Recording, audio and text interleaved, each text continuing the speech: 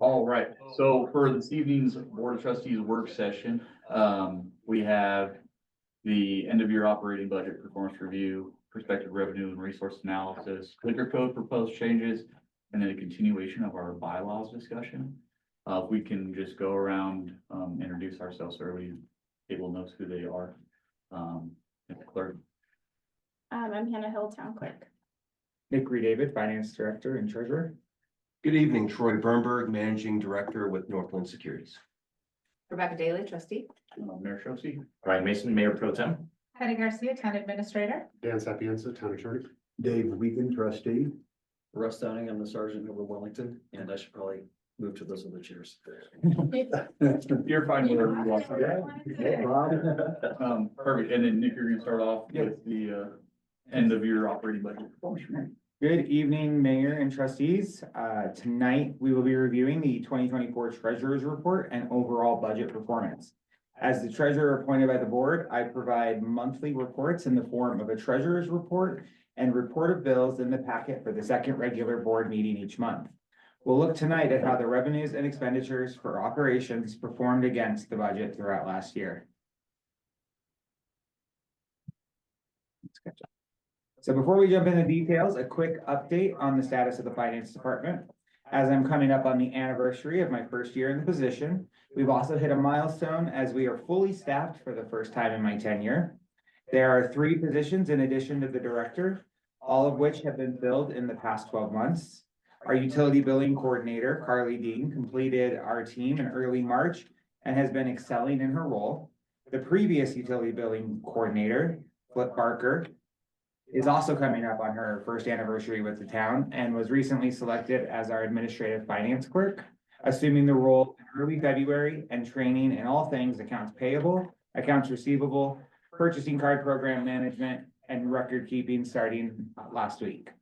We are thrilled to have Patty Lundy and her 18 years of experience with the town as our controller, assisting with audits, budget, internal controls, financial oversight, and so much more. Last week was our first team meeting as a complete department, each in our own roles, and we set department goals for updates to financial policies, enhancements to utility billing processes and payment options, active participation in the utility rate and fee study, of course, continued work and completion of all required audits, and more. As you will see in the next few slides, the end of year budget review is being completed with unaudited financials on a modified accrual basis of accounting, meaning revenues are recognized when they are both measurable and available, and expenditures are recorded when they are incurred. This shows the actual cash that was received, while audited financials will show the cash that is also owed to the town. So property taxes, for example, are not included in these reports as they have been delayed, but would appear as a receivable in audited financials. I'd like to start by pointing out some highlights. Operating revenue was just over 19 million. Property tax revenue for 2024 was 2.3 million, bringing the total to 21.3 million, or 98.5% of budgeted revenue.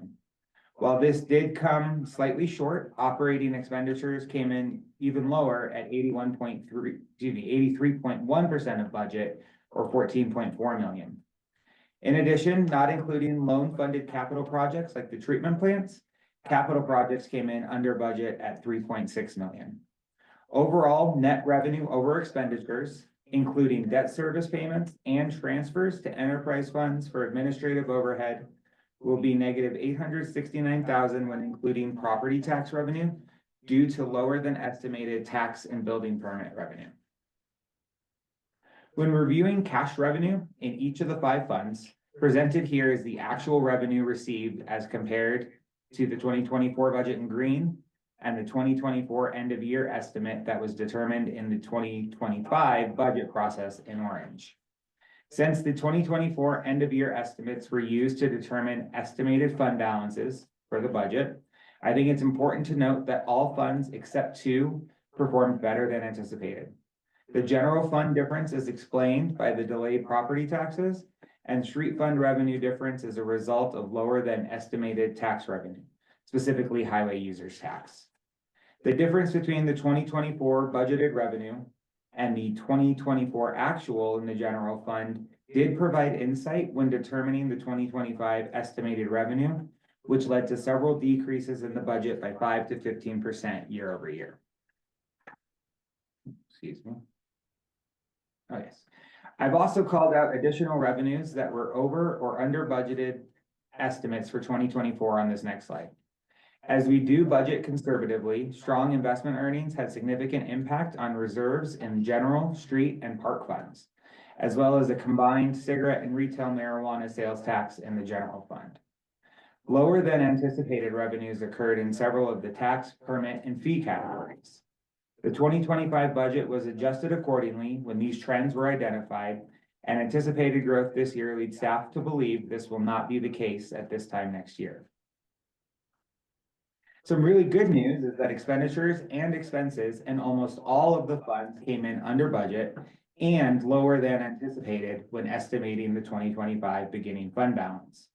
Prudent spending and quality estimations of expenses mean that our fund balances started the year in a better position than anticipated. Additionally, every department with the exception of 2 came in under budget for operational expenses thanks to staff and leadership. When calculating the net revenue over expenditures for operational expenses, every fund except general was in the black. Operationally, we have a sound expense control.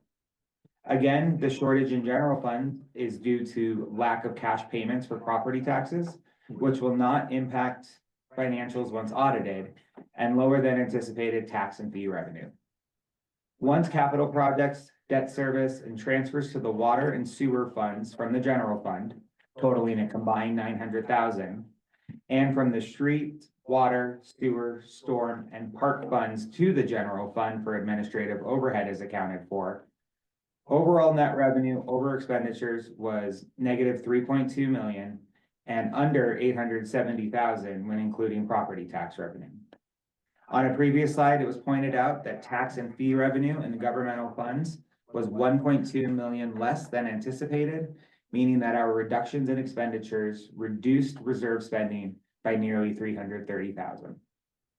In summary, revenue was lower than anticipated, which impacted our estimates for the 2025 budgeted revenue by 5 to 15% in several key categories. Additional revenue streams are needed, and we're lucky to be joined tonight by Troy Bernberg to look at several options. Operating expenses were on or under budget thanks to conservative budgeting principles and fiscal responsibility of department staff. Lastly, I'd like to share an update on the 2023 audit. I've been working with the auditor to review capital expenses, assets, depreciation, internal controls, and a variety of other topics as recently as 4 p.m. today, 4:41 to be exact. Patty Lundy has stepped in as the controller to assist, and we are trying to limit the time and expense of utilizing our consultant, although relying on him and his expertise with the town and his experience with the town and his expertise on the matter when necessary. We have confirmed a single audit will not be needed for 2023 as no federal funds were expended. Communication with the auditor has remained open and positive, and I have no indication of any concerns or complications in the process. Thank you for your time tonight. 2024 year-end treasurer's report follows the slides in your packet and is the source of the budget analysis provided.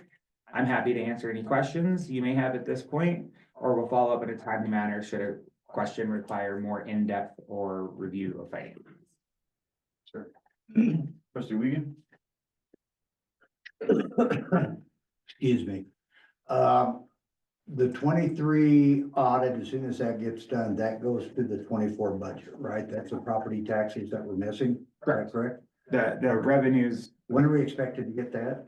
it is in process. Like I said, I working with the auditors as recent as today. Right. We're hoping in the next several weeks to couple months. So when we get it finalized, it could be 2 months that the state's gonna be holding our money.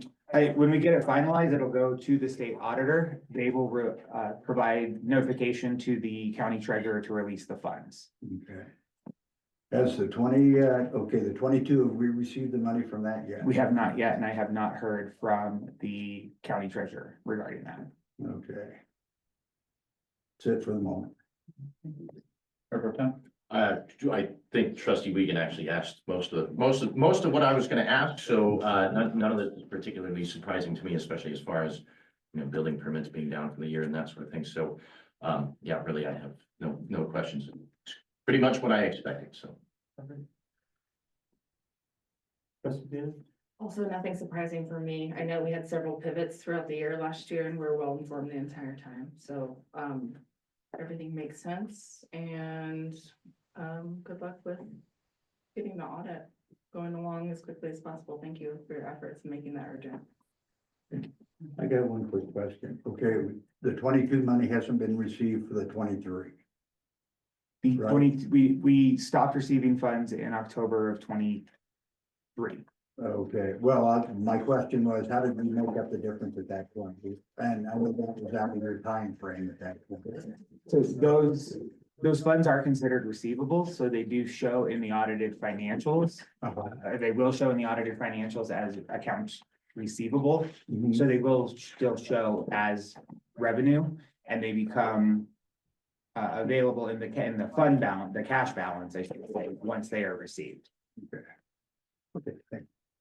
Thank you, Nick. Can you just follow up with the county on our 2022? Absolutely. Thank you. Thank you for this report. Nothing glaringly sticking out from everything we were well educated on.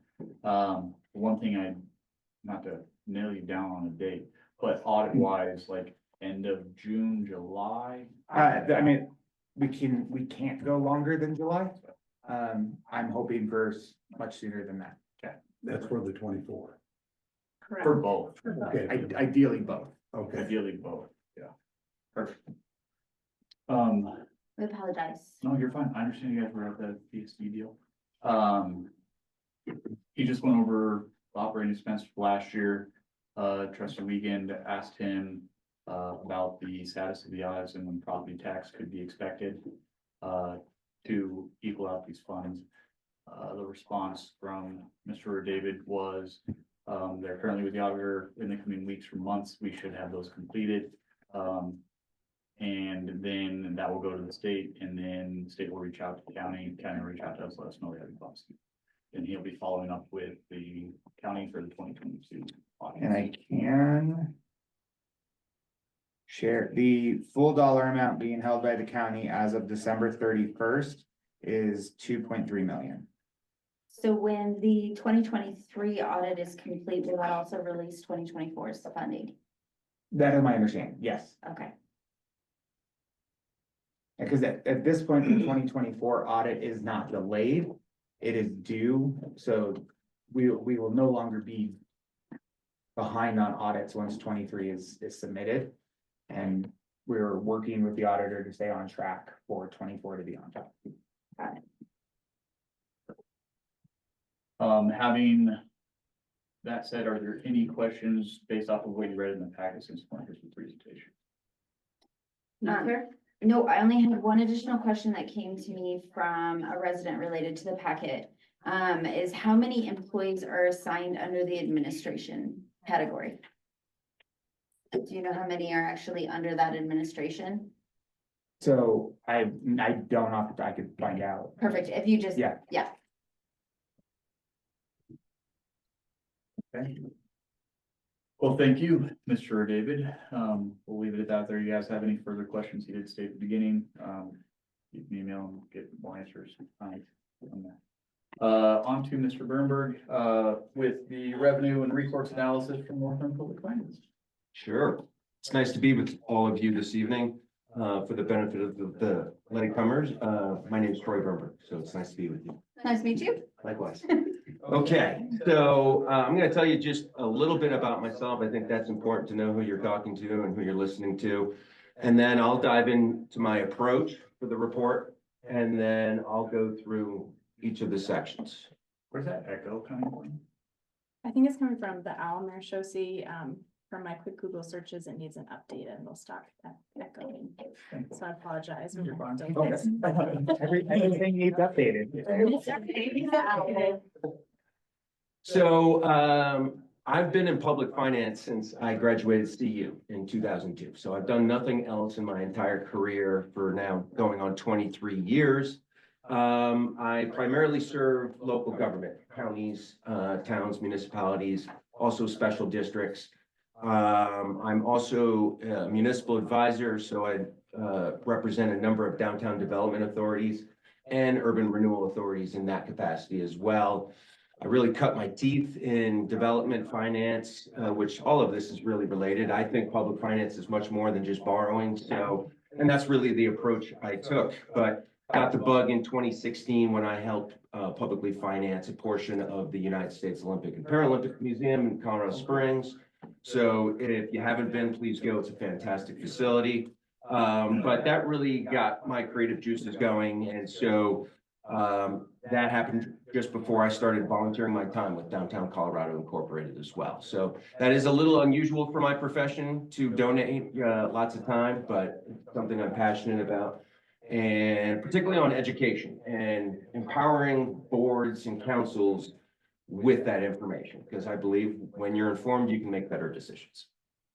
Okay, so my approach here is from somewhat of a public finance perspective. As a practitioner, as an investment banker, as a municipal advisor, I've had the pleasure and challenge of representing, a variety of communities. I've typically stayed to medium to small size communities, and I've helped them with debt issues, with development contracts, all the gambit. And for me, I've really developed observation of good practices and not so good practices, okay?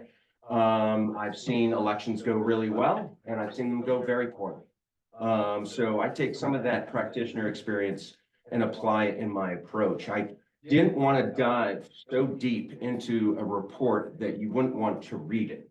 Okay. So I'm sensitive. I draft policy documentation for DDAs, and a lot of my, board members are hesitant to read something that's 20 to 30 pages. So I tried to be efficient with the information that I was providing, and also give you perspective on what works and what doesn't work.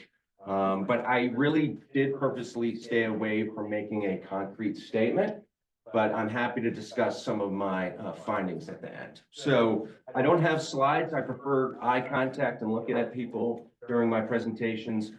And so I started my analysis really with what's in-house, your existing resources, and how does that look, and what's going on with that. And I think, knowing where you want to go, you need to know where you are right now. And so I start off on a strength of the towns, and that's fund balance. So for me, seeing some of the reporting from Nick in your budget, it's nice and clear and transparent, which I love, okay? It's important that that information is easy to understand and transparent. So I love that. So that it's easy and transparent to understand. Your budget document was really good in that respect. And Okay? transparent. Yes, Cool, Yeah. thank you. at least particularly on the topic of available fund balance and how that measures to your fund balance policies, right? And so I referenced just one metric that Moody's Investor Service uses, okay? Moody's is a company that rates bond issues for local government, okay? Start at AAA, go to BBB. That's the range we're working with, right? And so this is one of about 30 factors that go into that ratings process. But I've learned a lot about good practices from those rating agencies. What are the rating agencies that apply credit ratings? What do they think of practices and procedures, okay? And so from a fund balance silo perspective, just this particular ratio, you're a AAA rated community, right? So that's a great strength. Now, I'll repeat myself. This is just one metric of many in the analysis, okay? So you can't use this one metric and say, oh, we're definitely in AAA city. No, they go into a lot more detailed analysis. They look at your management team.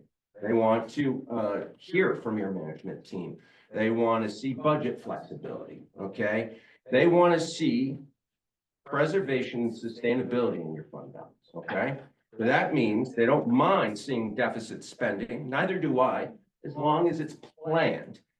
Now, what I do prefer and what I counsel a lot of my clients on is, you reserve those opportunities to deficit spend or reserve spend, whatever you want to call it, typically for one-time cap. That's a good practice, okay?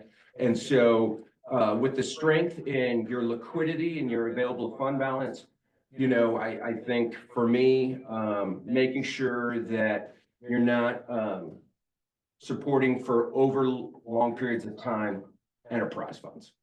So enterprise funds, by their very definition, are meant to be self-sustaining, right? So they were created in Tabor, and that whole enterprise concept, it is a government-owned business, right? So it's meant to run on fees, not taxes. And so making sure that that is a long-term practice, make sure that all the saving that you guys have done stays around, right? Because you want to make sure that you stretch that fund balance funding as long and as far and on as many projects as you can, right?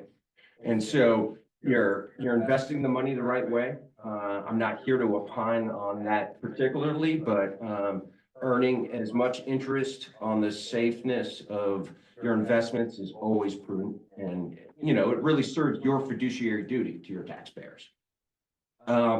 Grants I always talk about, it's free money. So the pool of grants and grant funding and subsidized funding has shrunk since the new administration has come on board in January. So a lot of the federal opportunities, unfortunately, help some of the most needed communities.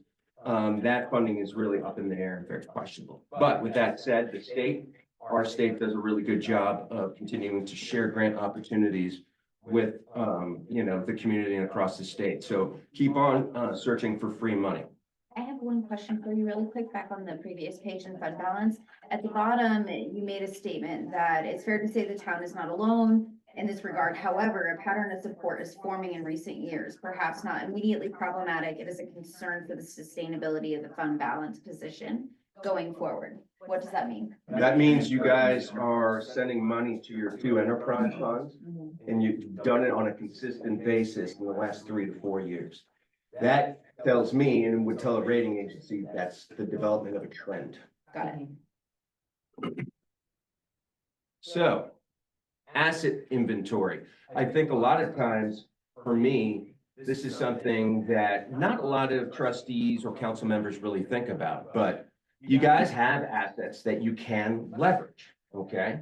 I'm not suggesting that tonight. I'm just merely kind of explaining how and why and when to do that, right?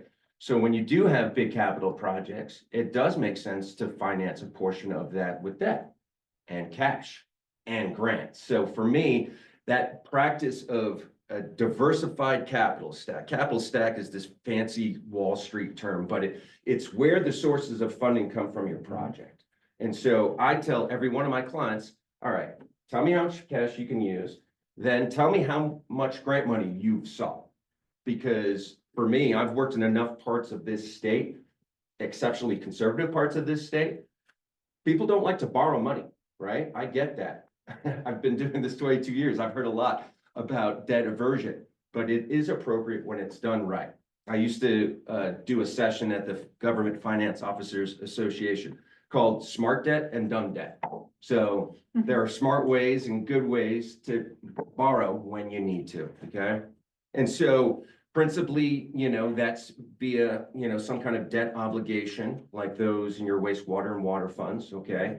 Those are very capital intensive businesses, right? And so I applaud you guys going to a state provider, a loan bank, what we call them, a bond bank, and getting subsidized rates, okay? Because typically that's how you can really lower that cost of borrowing. So I like that. Okay, on to new resources. Okay, so I really approach this from a variety of different ways. Okay, your statutory municipality, we talk about a couple options under that umbrella of power. And then I was getting a little cheeky and maybe a little too fancy for myself, purpose-based geographical approach. So that is a term that just came to mind while I was writing this report for you all, because these are entities that will allow you to be strategic in certain geographical areas. And I also talk about home rule at the end, and then I add a little bit about lease purchasing at the end. And so with the existing resources, okay, you principally, Nick went over it tonight, you principally collect property tax and sales tax, okay? For me, there is a lot of value to property tax because you're spreading a cost of a service or a project across, you know, households, businesses in your community, okay? But it's a fixed cost to the homeowner, to the commercial business owner, okay?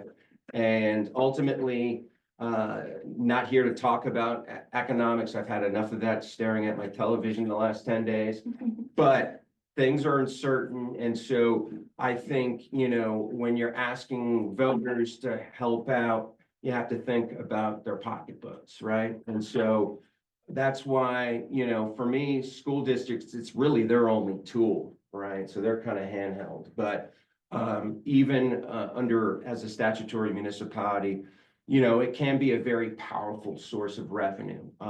It's relatively consistent, okay? And there's mechanisms that you can put in the ballot language to allow you to adjust that mill levy or dollar amount that you're collecting.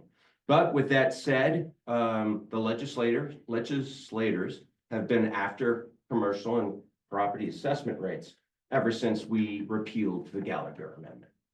I am in a small camp that said we should never have repealed it by vote, but it was a very easy vote to pitch or it was a very easy ballot measure to pitch to voters. So it passed in flying colors, and ever since we've had a battle in Denver each year. We've got a roadmap now for a few years, but that does bring some uncertainty into the picture with property taxes. And I don't imagine, given the economic uncertainty, that, you know, the fervor against property taxes will stop anytime soon. So again, I like showing pictures and graphs. That's how I more learn and retain information. So again, just trying to show you what a mill levy, what your current mill levy produces. Again, just to give you that perspective, I talk about, you know, what a mill levy would cost an average homeowner, and you know, those are considerations again for you to noodle on. And I just touched on some of the considerations, so I give you a few paragraphs on that. Yeah, I just think you know, the electoral environment is just much different than it was 10, 15 years ago when I was doing school bond elections across the state. And so yeah, I think the story I want to tell, whether it's property tax or sales tax, is clear communication is really, really important. So, you know, a sales tax, you know, for me, I like that revenue source as well. It's well known. It's understood by most people. It's nothing kind of funky or weird. And you are, you know, asking voters and residents to, you know, pitch in potentially, but with a different mechanism. You know, sales tax typically comes out of discretionary income, not fixed income. And so that's the real kind of theoretical approach between property taxes and sales tax. One hits your, you know, your fixed costs on a monthly. We all have monthly budgets. So, but your sales tax, what you pay out as a consumer, really depends on what you consume and shop for. And so for me, that makes it another attractive revenue source to raise, but it is also subject to kind of economic, excuse me, economic conditions. And so again, planning thoughtfully and creatively. I mentioned the ballot language because that's kind of, I give you a form of it. There's no specifics in it, but I want you guys to visualize this ballot measure, because if you do go to voters, okay, you want to think about what you're going to use the money for. That's your need, that's your ask, okay? And you want to stay consistent with that ask from day one to election day, okay? And yes, it's a lot of work, okay? You need a good campaign committee, regardless of what kind of election you're hosting. So, you know, for me, I've found that passionate voters on a particular topic can be very powerful voices in your community. And so I wanted to show you kind of illustrative sales tax rates, okay? Rate increases, excuse me. And I am assuming $132 million in retail sales, gross retail sales, okay? And then I show you this, I'm looking at these colors, they're really ugly right now. They're really bothering me. But with that said, this is what a 0.25, 0.67, and 1% sales tax increases would generate in annual revenue. Again, I'm not here to make any specific recommendations, but I did this because you guys know about the hole you need to fill or that you need to expand revenues in, right? Each of you has an idea of what that number should be. And so I'm trying to give you a range of what those sales tax rates increases would provide. And so that will certainly go into your thinking and consideration. The table 2 chart is just those in dollar figures rather than chart form. And go into sales tax considerations. I've already touched on some of them. The one thing I'll add to my comments about sales tax is, as you'll see in the ballot language form on the previous page, it says shall town of blank taxes be increased by blank million. Okay, that blank million, that's an important number because if you underestimate it and you collect over what that increase is supposed, you have to go back to voters. Okay, so that's part of the education process. Okay, is that you have to push up that number a little higher than what you actually think collections are going to be. I actually had a client, the city of Gunnison, this actually happened to them in 2010. So after 4 failed elections from previous experiences, we got in there, we got the sales tax passed, not the bond, got the bond passed the next year. But that next year we discovered we collected more than the ballot issue permitted. So you had to go back to voters to say, hey, we asked you for a tax increase last year, weren't so great in the math. Can we keep what we actually collected? So, you know, that's an experience to avoid, obviously. And so, you know, again, sales tax and property tax, you know, very standard, very traditional streams, subject to their own outside forces, but overall very reliable sources, okay? That's important because the next section is there's more things that have to kind of line up for these following things to really generate substantive revenue, okay? And so talk about downtown development authorities. I'm not going to spend. Oh, sorry, sure. before you move on from the sales tax considerations, with your experience, because it's sounding like you have a massive amount of it, what have you seen the pushback as far as business goes and people walking away from paying a higher sales tax rate and transitioning to a different area? Say, since we're so close to Wyoming, a lot of people will go shop in Wyoming because they don't pay sales tax at all. So if you go and you look at increasing that sales tax here, even by 1%, you know, especially in times as they are right now, what is the reality that the businesses are going to see a pushback from increasing, even it's not their fault, but what have you ever seen a pushback for people wanting to shop local when they see that sales tax revenue increase? Yes, but usually the voices are loud initially, and inevitably, you know, there becomes tough decisions that a municipality has to make, right? Revenue has to come from somewhere.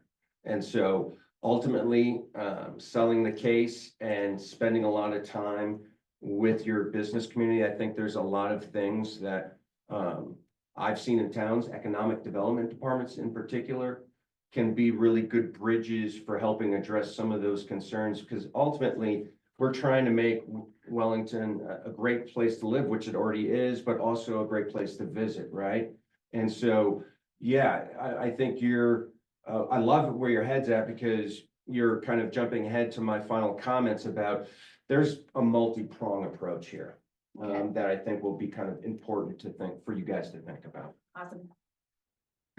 So downtown development authorities, okay? So for the longest time, there was about 16 of these things. Some of them, a very small handful, did very well. The rest kind of just, didn't go very far. But then starting in 16, it was a rediscovered tool by municipalities to really revitalize their downtown or commercial corridors. Okay, so DDAs have to be around a commercial corridor or your main street. Okay. There's some allowances to expand, but that's too much detail for tonight. DDAs are really easily formed, okay? As the town, you basically take a legislative action, put it to voters, voters approve it, you adopt a plan of development, which is kind of the governing document for DDAs. That's what a DDA can spend its money on. And so what 7 communities in the last 6 years have decided is that this is the right tool for them. Eaton got a DDA passed. Eaton, that blew my mind away. But what that tells me is that town is really thinking about its future and future development. So DDAs, and I won't go through all the nuance of tax increment, but DDAs and URAs principally rely on new development to generate revenue. They're not a new tax, but new development raises the property values of that new development. And that new development now creates more taxes because there wasn't something there or it was an underutilized asset, okay? So very easy to form, okay? Then you put it to voters. You still have to do some of the voter education and campaign work. But all in all, you're spending like 30, 40 grand, maybe. And now you've got an economic incentive tool that you would want to swing around more so than maybe your local and neighboring counterparts do, okay? Because as I just touched on, I think, there's an economic development kind of track or approach here that I think is really important. So DDAs can raise mill levies up to 5 mills. Most of my clients don't have mills. They just have tax increment. So if you don't get new development, you don't get tax increment. Okay, so it's pretty simple. But I always like telling my clients to have optionality. And so having a DDA provides you optionality. It provides you another tool in your economic development toolbox, okay? The hardest thing I'm trying to do is convince the municipalities that work with my DDA clients to wave the DDA flag. More and more people need to know about it. If you don't educate people on what the DDA is, then they won't know about it, and then it's less effective as a tool. Okay, so the bar chart is just, again, illustrative to show you that new development creates an increased tax base, right? And so whatever is above that base that's set when the DDA is formed, that's what the DDA gets to collect taxes on. Yes, sir. Dumb question. There is no such thing. You say it increases the tax base. What's the incentive? Does the people that are already in it, do they get a reduction in their taxes or what? No. So what happens is What's the when incentive? property values rise and DDAs, let's just ignore that they have mill levy raising of power. In this instance, they're just tax increment, okay? And so when a value, let's say you've got an empty parcel, a vacant parcel, and what is it? It might bring in a couple $100, maybe $50 in property taxes, okay? And so you put a $4 million apartment building on that piece of land. You're now looking at, depending on how many apartments, I just priced out 35 apartments in Eagle, Colorado for around $14.5 million, okay? And that's roughly about a $4 million AV. So that increased AV of $4 million, that's what all the taxing jurisdictions already collect taxes on. They collect their base amount, but anything above that base amount goes to the DDA. The idea, because it is a raised tax source, not a raised tax rate, DDAs are purposefully meant to take that money and reinvest it and it's downtown. That is their sole purpose.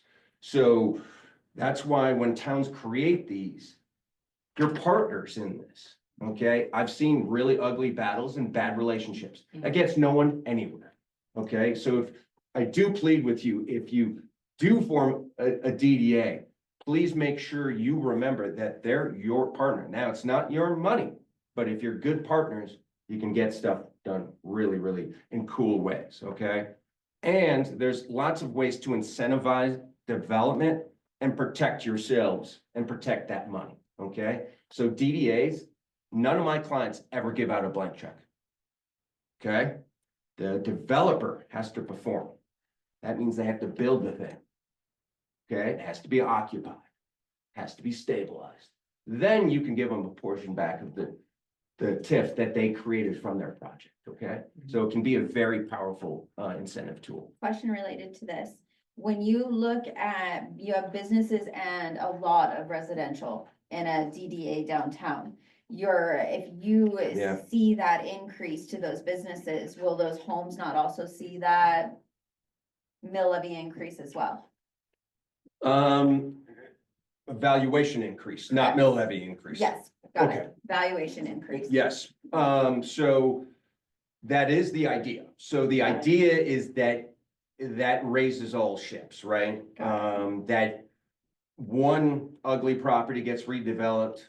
Whole idea is to have it be kind of a tide that raises all ships. So that's really what, and I can give you guys a bunch of great DDAs to check out. Loveland's an interesting one. Because they have interesting players, right? So what I've noticed in each of the communities is the effectiveness of a DDA relies in large part between the relationships between the DDA and the municipality. Okay, so I give you table 3 to show you, okay, like, you know, even a $1 million commercial property does not generate as much TIF as you might think it would. All right, so in this example, I used $27,000. So roughly a new commercial development worth $1 million. You know, you've got a $250,000 assessed value. I picked one of the businesses in downtown here. Their overlapping mill levy was 110. That's the overlapping mill levy. So those are all taxes that other jurisdictions apply and collect. You guys just get what's above that base. So I gave you critical steps for that particular option because I find it just really easy. And for me, if you can use it, DDAs can be really, really cool. URAs, I didn't really focus on. Those don't have to, they're very much like DDAs, but much more separated, okay? And so a lot of municipalities like that they've got oversight authority on DDAs. And the So, URAs are something that the businesses get together and decide that they. are going to that's do that. correct, yes, so you have to actually get a petition, Got it. correct? But they can do it at any time, correct? Oh, yeah, there's still an approval process for URAs that takes roughly 6 to 8 months. Mhm. And those are considerably more expensive to form because of the blight studies that you need to do. You need to find 7 out of the 11 factors. I think it's 7 out of the 11 factors, okay? And so, yeah, for me, I've seen URAs and DDAs be used really well, and I've seen them not. Was Windsor initially a URA that transitioned to a DDA? I don't believe it was. I understand it to be always a DDA. Perfect. They're an interesting case. They had a property burned down in their DDA. So, yeah, and I do provide my volunteer time educating folks on DDAs, URAs, BIDs. So check out DCI. Happy to further educate you all. So GIDs are about almost as old. Yeah. Trustee Regan? Yeah. Oh, I'm sorry. Just a quick question. Sure. I know this last year with the change of assessments and taxes and all this on businesses, that they got hit big time. So what's the percentage that the state gets compared to what the city gets? I mean, do we get just a small increment of that increase, or did we get any increase in Well, that? the state doesn't see much of any property tax. So where did it all go to? I mean, I got one friend, it doubled from 25,000 to 50,000. So, my home value went up 40%. Well, now this in is the on last, commercial, and I know mine did too. and yeah. in commercial, we've seen consistent double-digit increases. Mhm. And typically, the school district is the biggest, levier of mills. I guarantee you go home and look at your property tax bill. I would be shocked if there's a taxing entity above your school district. Mhm. And then it's an assortment, library districts, park and rec districts, the Behavioral- county, Behavioral health. was- behavioral health, there we Yeah. go. Adjusted. So Mhm. Yeah, I was just wondering where all that money did go to. I mean, it was a. it all went to local government, local All government. local I government. for the just most learned part. of a resource. It's from DCI, actually. Oh, It's, good. there's a website where you can put in where you live. Mhm. value your Yes, it's our home. dashboard. Yes, and then it actually says this much, these dollars go to this, these dollars go to that, and Right. it breaks down every single. But I know as bad as, That. as bad as personal property got hit, our homes, I mean, businesses got whacked so much. worse They, than that. they do, but their property assessment ratio has gone down 4 percentage points as a result of the new legislation. So That just passed? it was Senate Bill 23233 and House Bill 24B 1001 were the two legislative actions by the state of Colorado to affect those new assessment rates. So when's that gonna go into effect? This year, I believe it is 25% for commercial property, down from 27.9, which was last year. So unless your business valuation goes up, you might see a lower tax bill. Or you should, unless your value goes up. We are currently in another reassessment cycle, so our properties. Mhm. Now, I think I can safely say with a high degree of confidence, we will not see the hikes that we saw in 23. All right, because you have to remember, from July 1st of 2023 to last June, that's the period that they look at.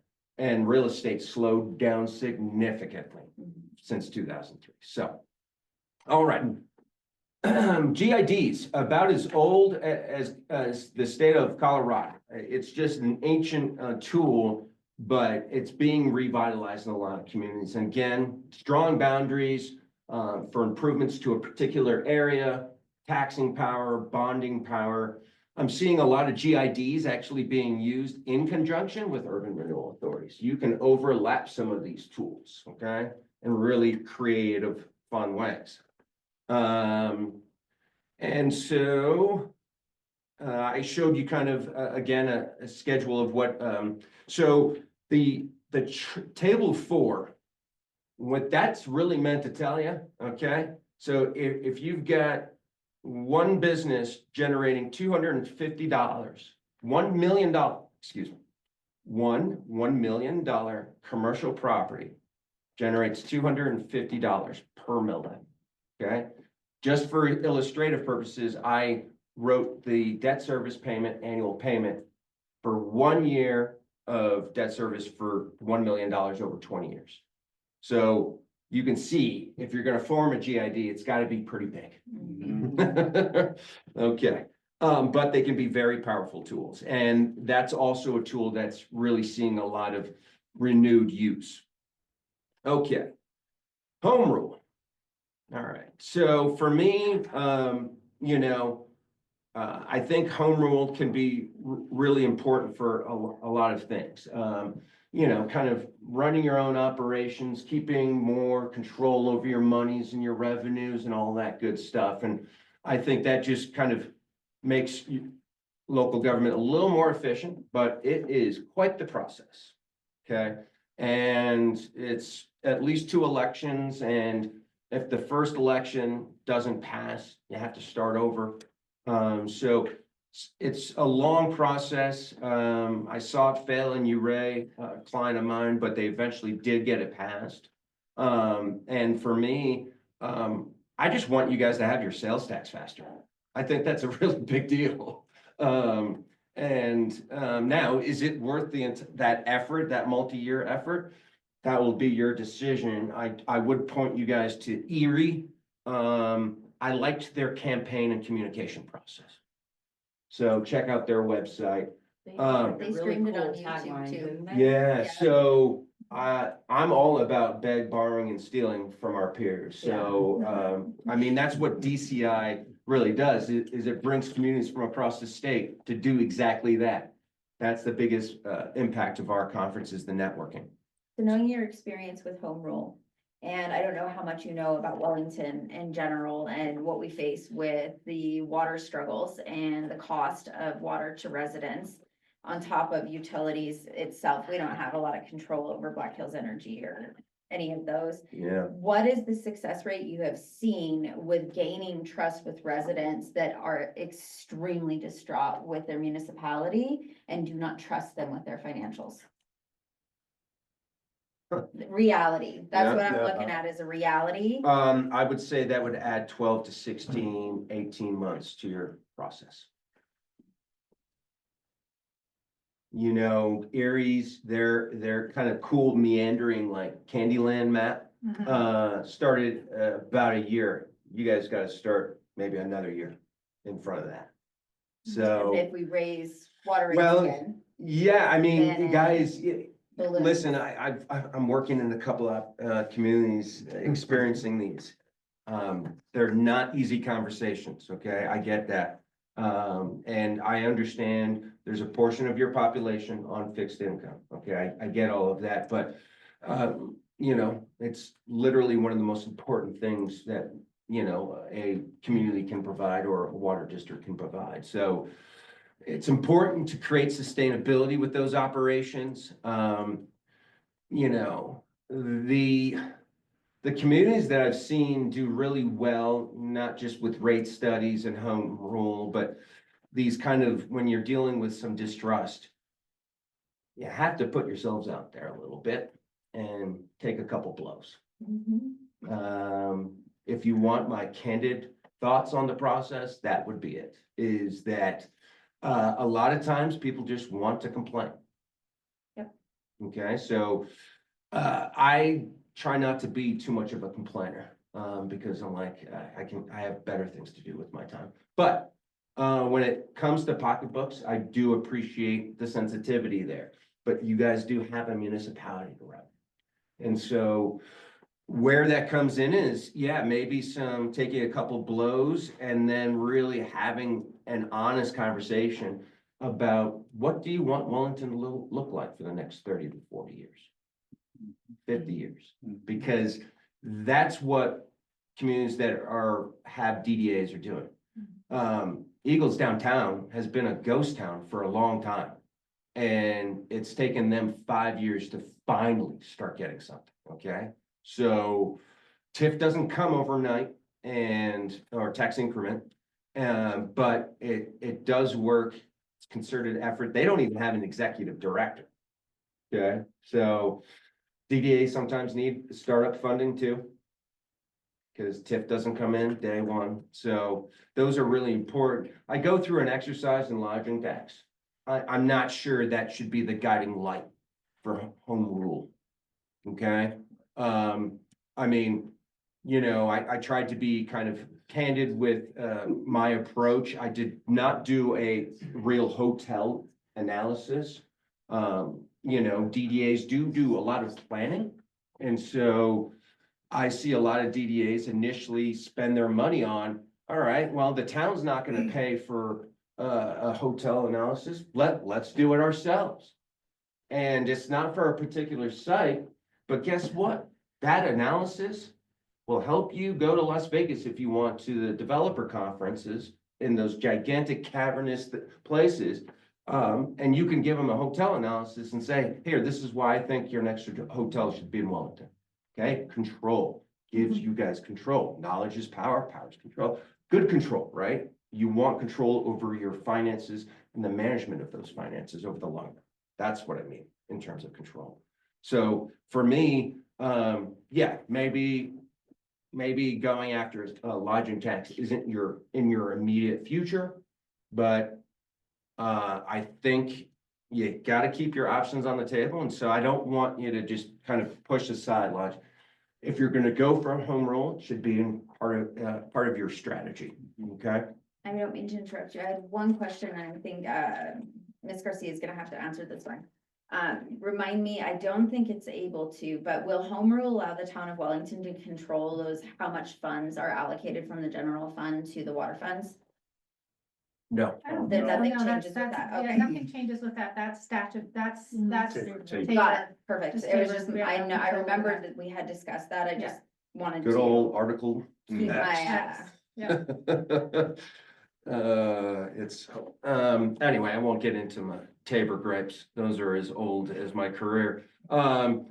So again, I ended with, for me, I want this to be something that maybe you reference going forward to just quickly debrief yourself on what's available to you, okay? So lease purchase financing is literally as old as Tabor itself, okay? And in fact, I would be willing to wager that almost every municipality, incorporated municipality, has used some form of lease purchase financing, okay? It's very common with like fire trucks, dump trucks, right? That kind of thing.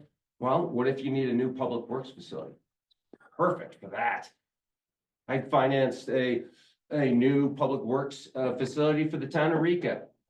They used the new building as leasehold collateral for that, okay? There's no specific revenue pledges that come from lease purchase financing. They are repaid by all legally available funds, okay? When you issue debt from wastewater or water, those bond issues are not repaid from all legally available funds. Those are repaid by water and wastewater revenues.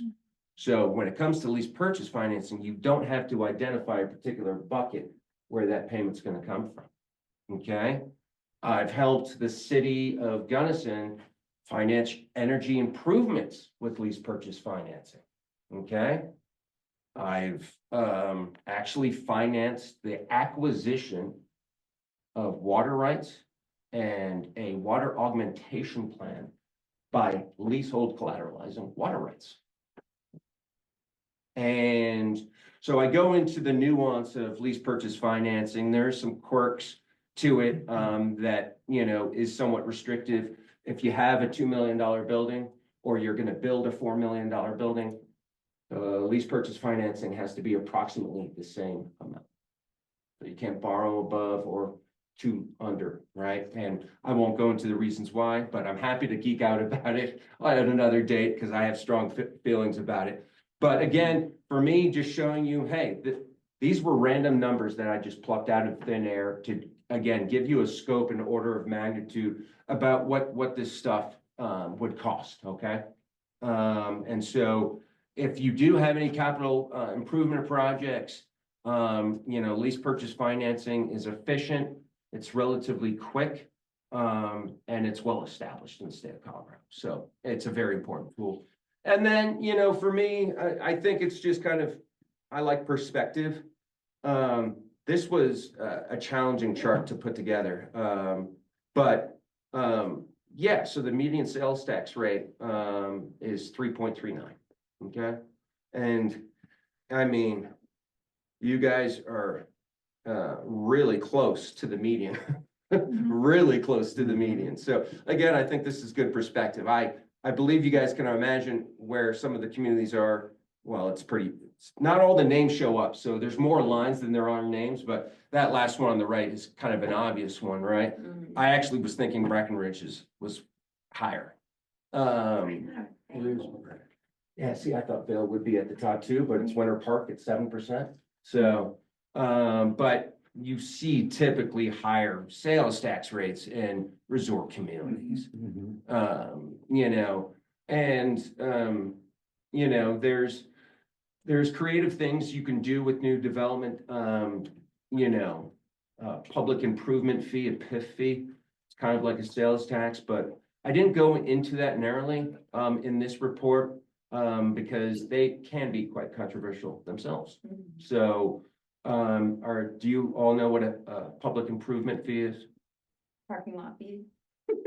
Can be, it can be. So yeah, so basically a developer applies a public improvement fee to a development. Typically, it's a retail development, okay? And it probably has some kind of visitor attraction near it, okay? And it's effectively an add-on sales tax. Is Centera. Yes, Centera's a Yeah. great example. Yes. All right. Ridge. Yeah, so when I look at all my receipts, but I'm almost 48 years old now, so I'm still very old school. I saw what was it? A inflation fee from a 6-pack of beer I bought in downtown Pueblo for some friends. An inflation fee. I think it was actually being illegally assessed, but I wasn't gonna get into it. But public finance, a public improvement fee, again, guys, I've seen them done well, okay? And I've seen them done poorly, right? You don't want to jack up that number because PIFs do more alienate people. Mhm. All right, so I will say that about PIFs, is that they can be more alienating. But that's when Centera says, but all the cool shops, and all the glitz and glory we have down here.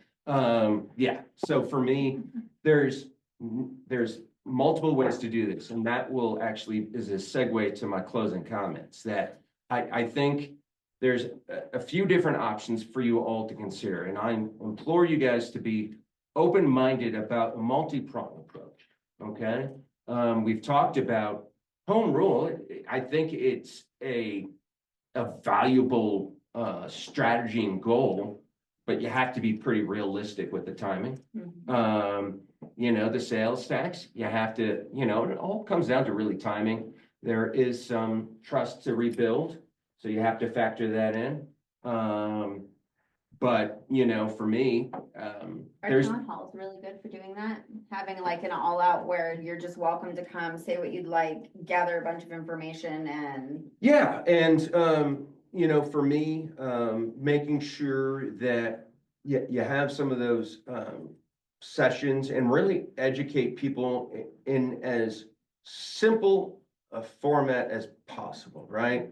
That's why I tried to make this at least bite size. I'm still at 15 pages. I guess that was a little longer than I remember it being, but, for me, town halls work great for that. It has to be, if the town is participating, only facts. Only facts. So, now I would probably suggest a meeting to just discuss the current state of affairs. Kind of like how I started the conversation tonight. I think that's usually the best place to start with folks and explaining to them, hey, this is kind of why we're going through this exercise. We're eventually going to need your guidance and help. And so we're here to start off on the right foot. And maybe that first meeting is just the current state of affairs. And making sure that people understand, because, listen, voting is one of the most important rights in our country, okay? But most of my peers have no idea how local government works. These are professionals, doctors and attorneys. And they can't, I'm like, can you tell me how the water gets to your faucet? Do you have any earthly idea? Any earthly idea? No. I've been very passionate about local government because that's where I've seen really cool stuff work. The Now, minute you start explaining it, they're interested. I think that's the catch and caveat to it. yeah, And the realization that every decision made here impacts so much of everyone's day-to-day life.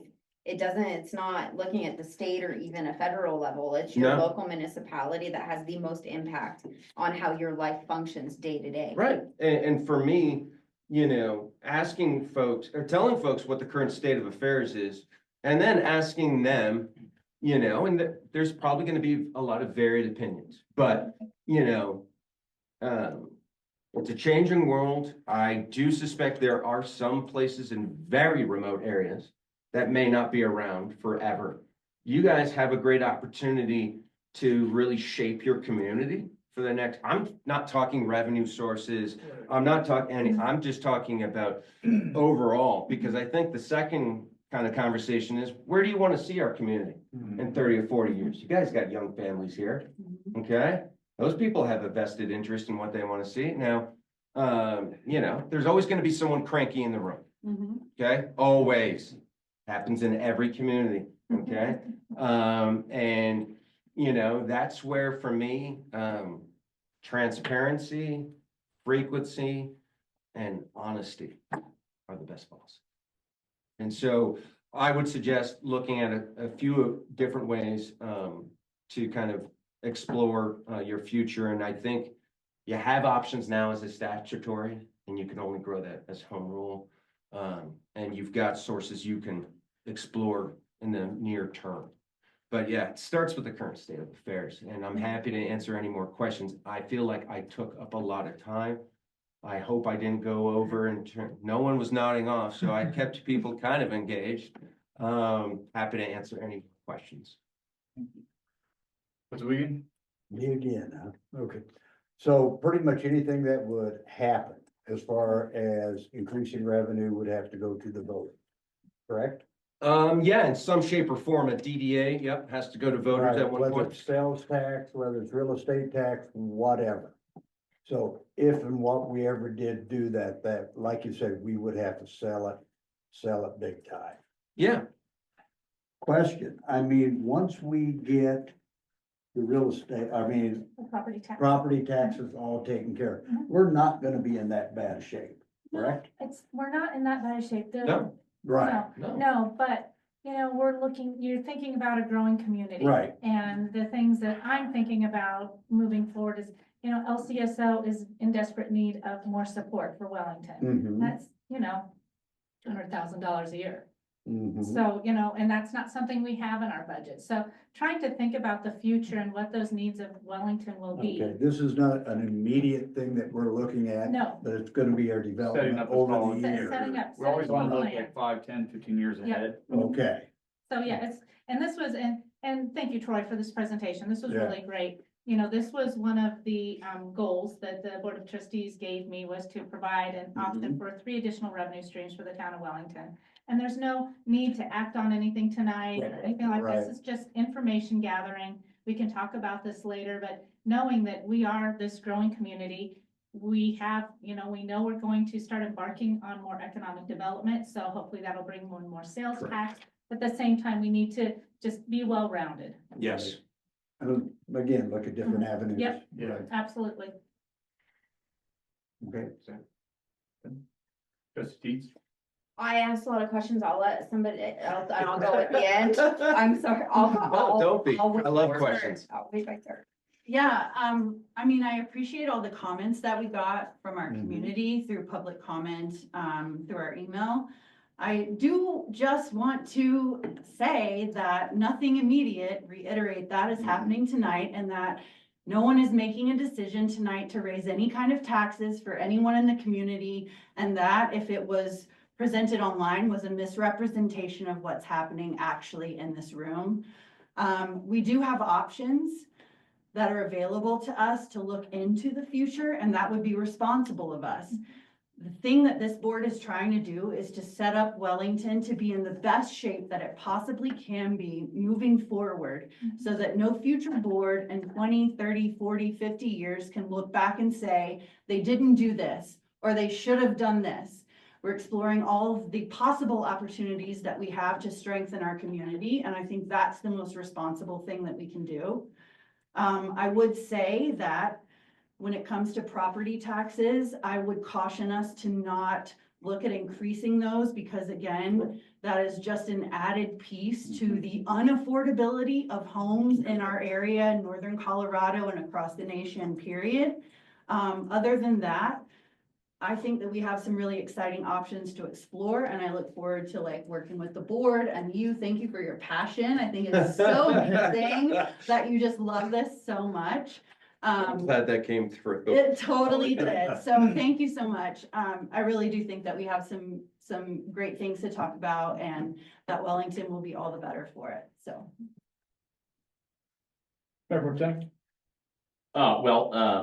A lot of really great comments here, Mr. Bernberg. Really, just want to say thank you for the report. I think this has been very eye-opening, especially where, especially that exhibit A you put in there as far as where we lay in terms of the lay of land. Obviously, tax discussions are difficult for everybody. I am not a fan of taxes. I don't like increased taxes, these types of things, but as some of my colleagues have mentioned, obviously we want to have all the options on the table and be able to look at those in the event that you wanted to do something down the road. Now, that being said, to me, this, I suppose, becomes much more of a discussion about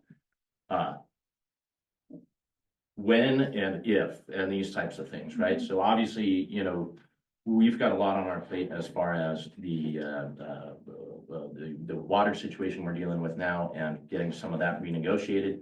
So I think as far as the board goes, I would very much say to folks, if this is something we're trying to put on the ballot this year, I think that would be very unappetizing for voters. I think that would be very unappealing.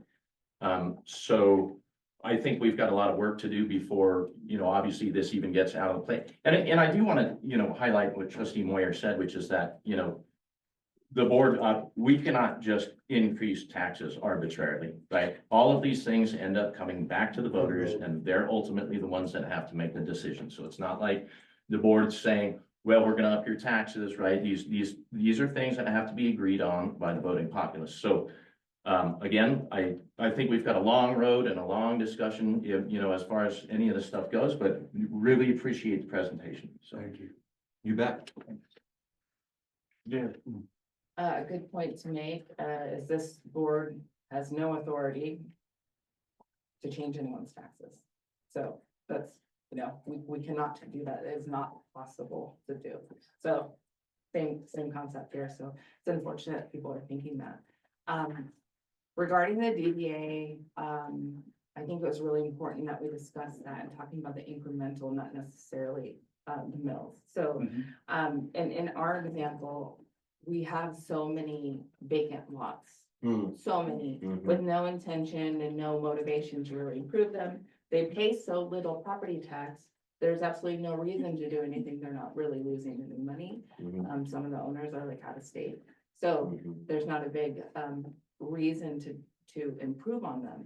But if there were some way to incentivize a project there, the general idea is everybody wants their property value to increase. There's no one who's like, I really hope some dumpy neighbor moves in next to me and my property value goes down. I mean, property rights are another monumental right in our country. Right. So the goal is that you always want your property to An investment. Yeah. I do You not. want it. I'm sorry, I hit a point where I've paid Can the we, maximum amount. Okay, so you want your property value to go up. So if that's the case, the difference in what you're paying before and after is now dedicated to actually improving That's right. your neighborhood only. It doesn't go to the town anymore. Nope. In that sense, it only goes towards your neighborhood. So that difference from what I pay now, and look at me, our whole neighborhood is looking good and everybody's property values are increasing. The difference of paying property tax here and property tax here, not different rates, but just because your property is you're investing in it and it's worth more now. Now that difference belongs to your neighborhood. And they decide within a board of people who live and work and have businesses within your neighborhood, how to invest that money to continue increasing your property value, to continue increasing your sales tax, because if it's commercial properties and you're refacing and making a beautiful facade on every single business downtown and you're suddenly getting more business, you're making more sales tax. You're increasing your property value. You're increasing your revenue by making more money. So I just think that connection's missing. I think that a lot of people are just, we're taking more money, we're adding additional fees and taxes, and it doesn't have to be that way. So, and of course, it's done by voting. We can't just declare there's a DDA. We can't declare a mill levy increase. We cannot do that. It's not legally possible. So I just really want to just make that super clear. And I think the way you explained it is really wonderful, because I think we're kind of hit the mark, missed the mark previously, but I really appreciate all these options. But I guess my only question would be, how do we activate this? So we're like, cool, this is great stuff for the future. And then next year we'll be like, cool, we should definitely think about it in the future. Like, how do we activate actually determining action plans? Yeah, Like, how does that happen? It's Well- part of your pro bono, right? well, that's true. Well, if Actually, it's that's through DCI, that's my yeah. work that we do with Yeah. DCI. So I don't want to be self-serving. We are a membership organization. We are members. That's right. And so, yeah, we've got the resources to kind of get you started to think about game planning, what a process would look like. Yeah.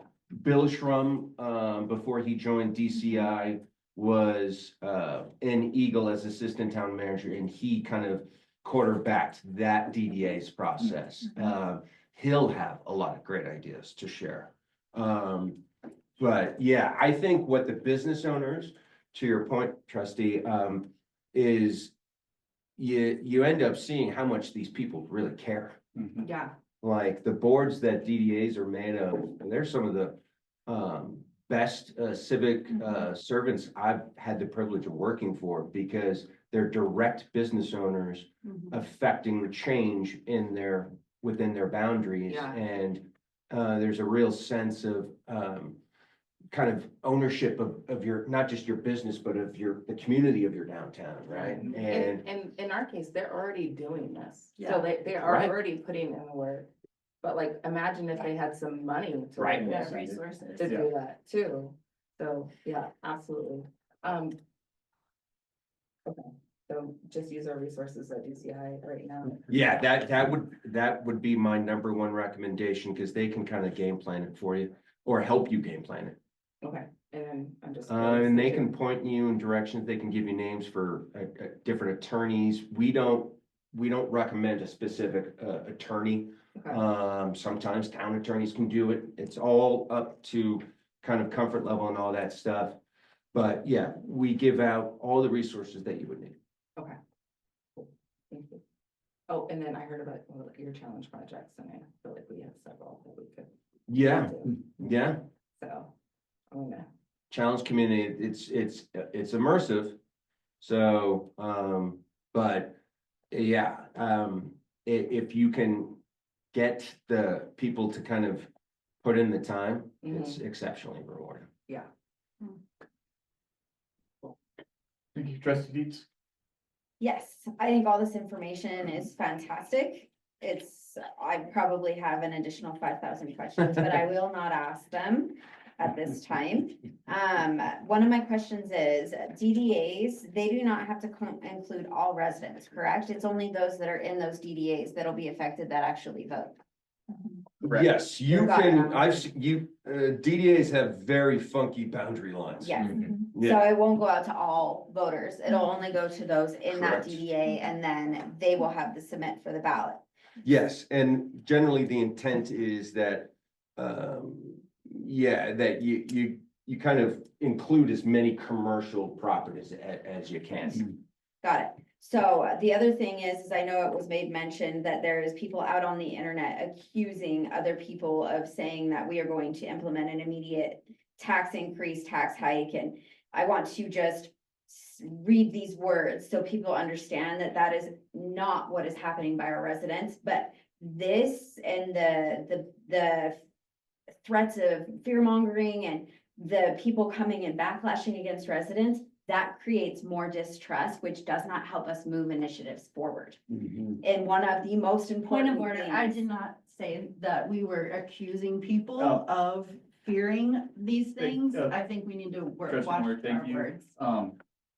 Please, can you read that? Yes, staff wants to get direction from trustees on Tuesday, April 15th, as to how to bring in more revenue because the town didn't receive the property tax revenue in 2024.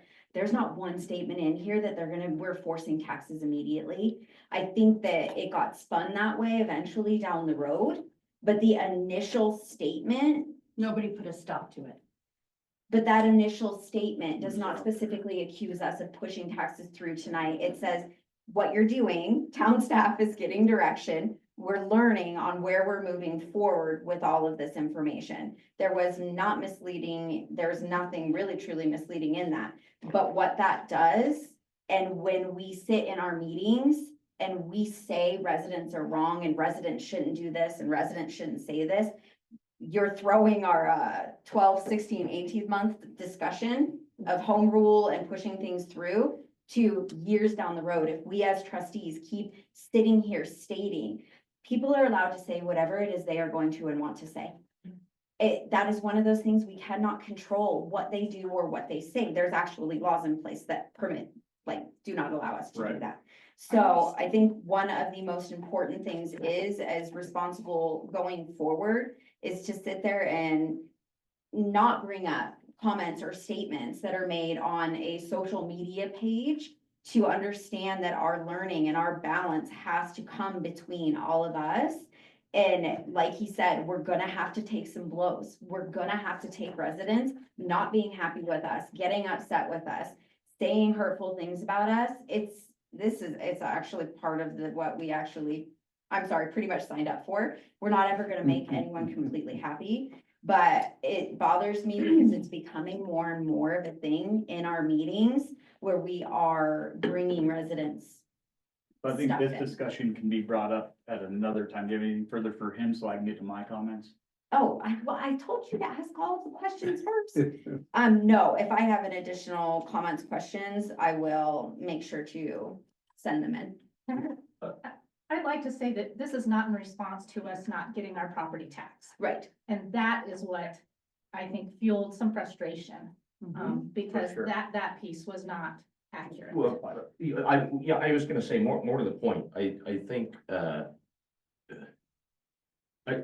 I would very much encourage residents to reach out to the board, right? If they have questions and you want to know what's going on, you should reach out to us and ask, right? If somebody goes and says, well, you know, we're not gonna get our property tax this year and it's not gonna be till X period of time, we're just throwing out kind of these vague assumptions about things. Well, that can be dangerous to a community, right? Right. So I would just encourage folks to, if you have questions, please do reach out to us. We very much want to hear your feedback, and I'm happy to provide my piece too. So that's it.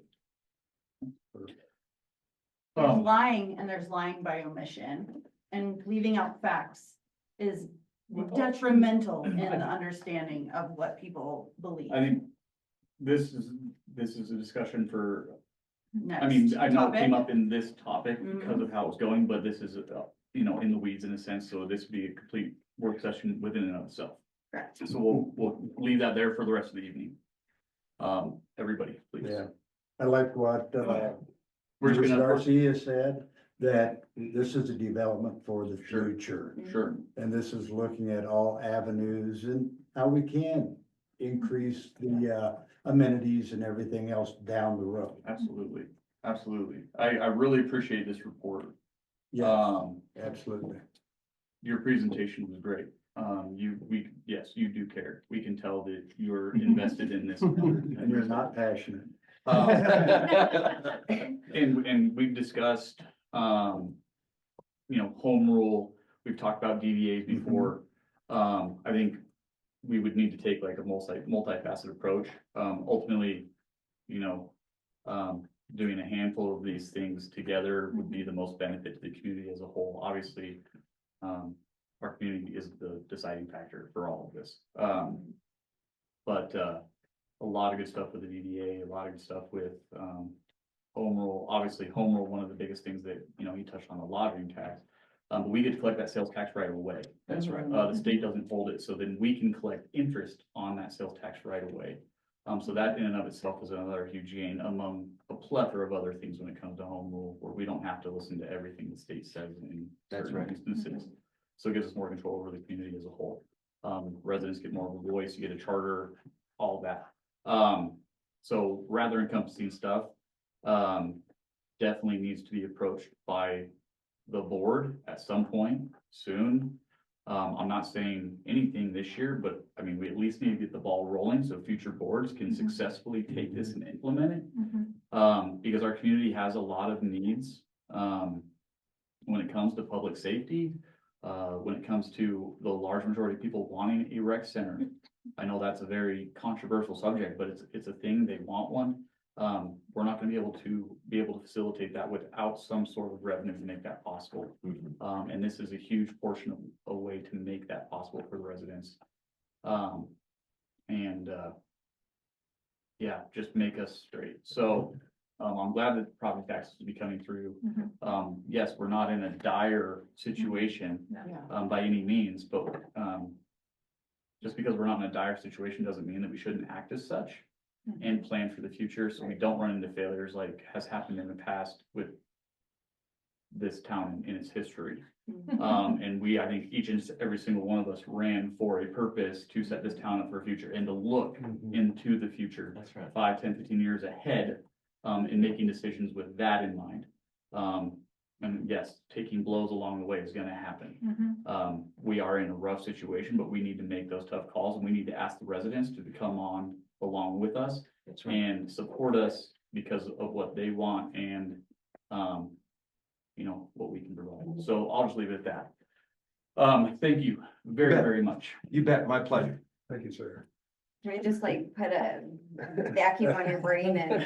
store it for I'm later? happy to come back, y'all.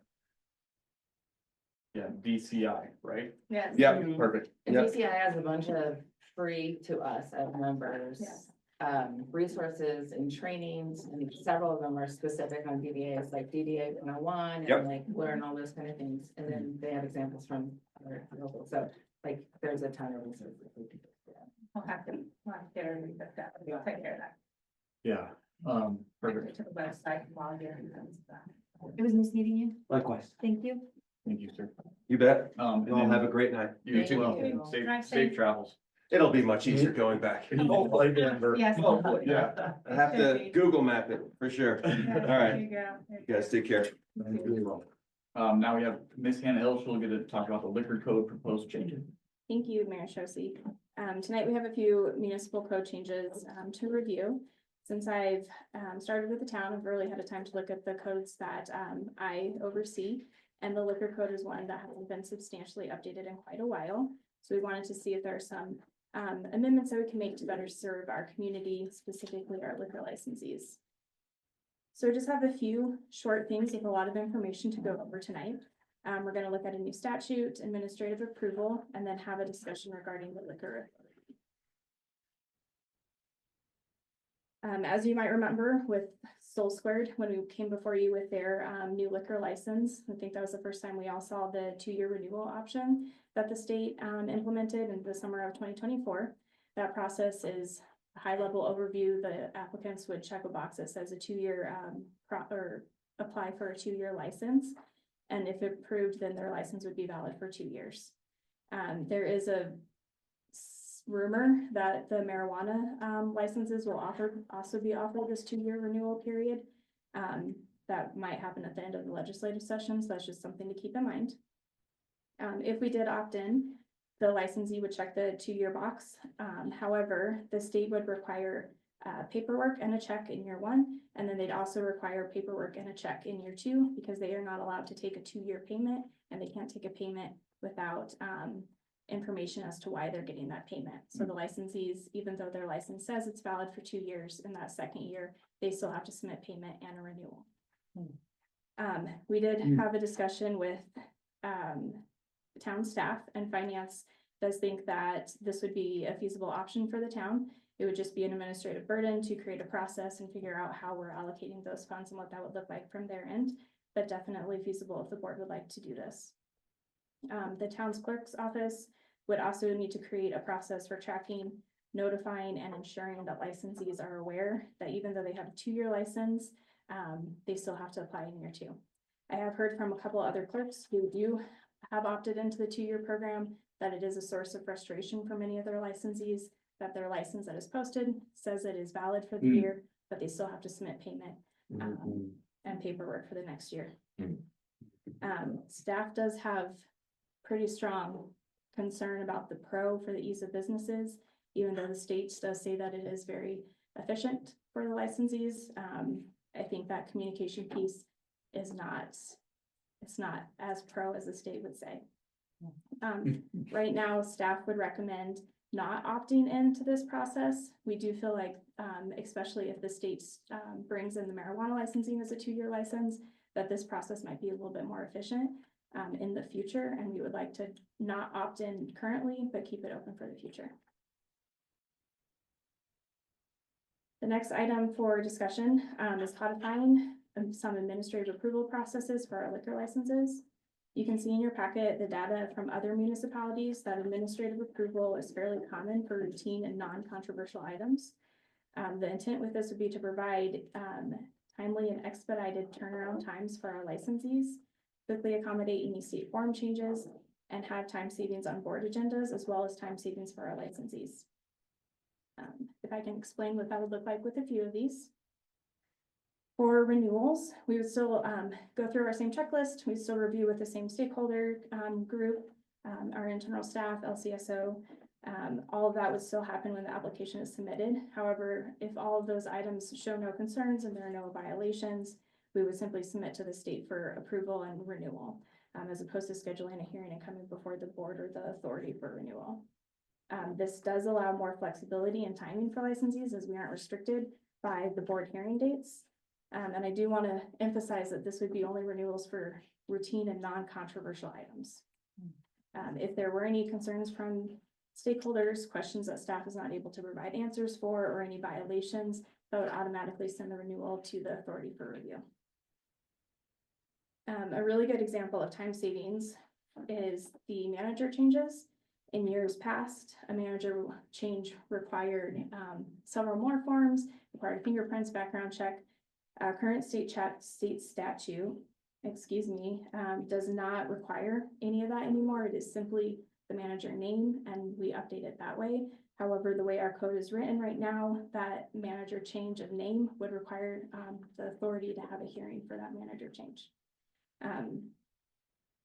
Items like these are simply administrative in nature, and we think that changing the administrative approval process for this could save time for licensees.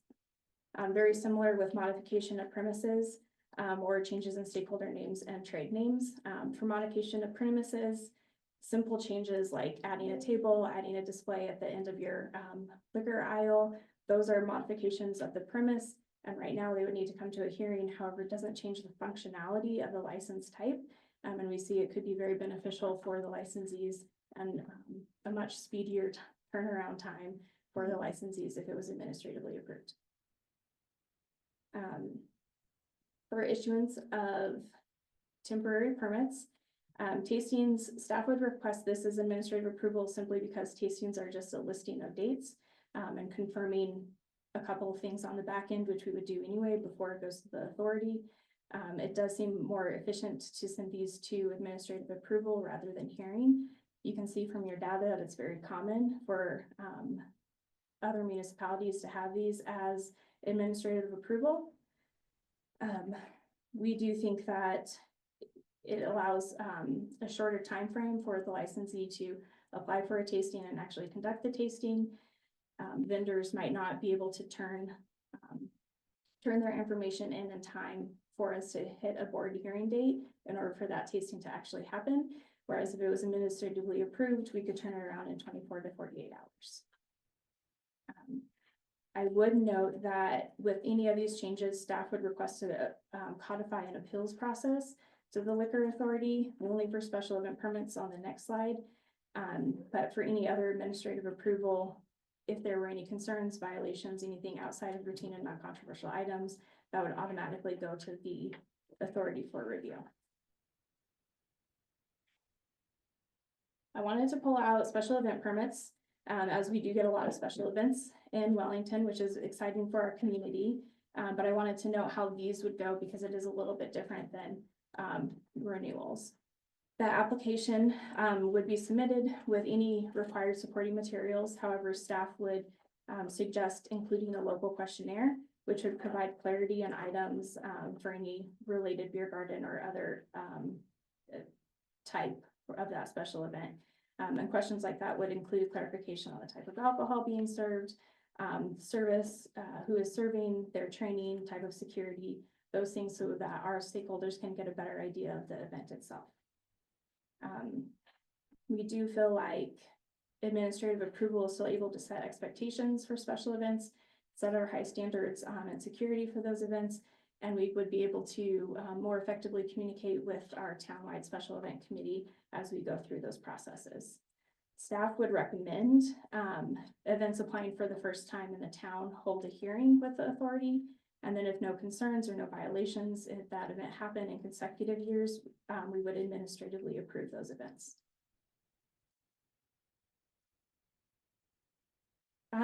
Currently, as you know, the Board of Trustees sits as a local authority for the Liquor Licensing Board.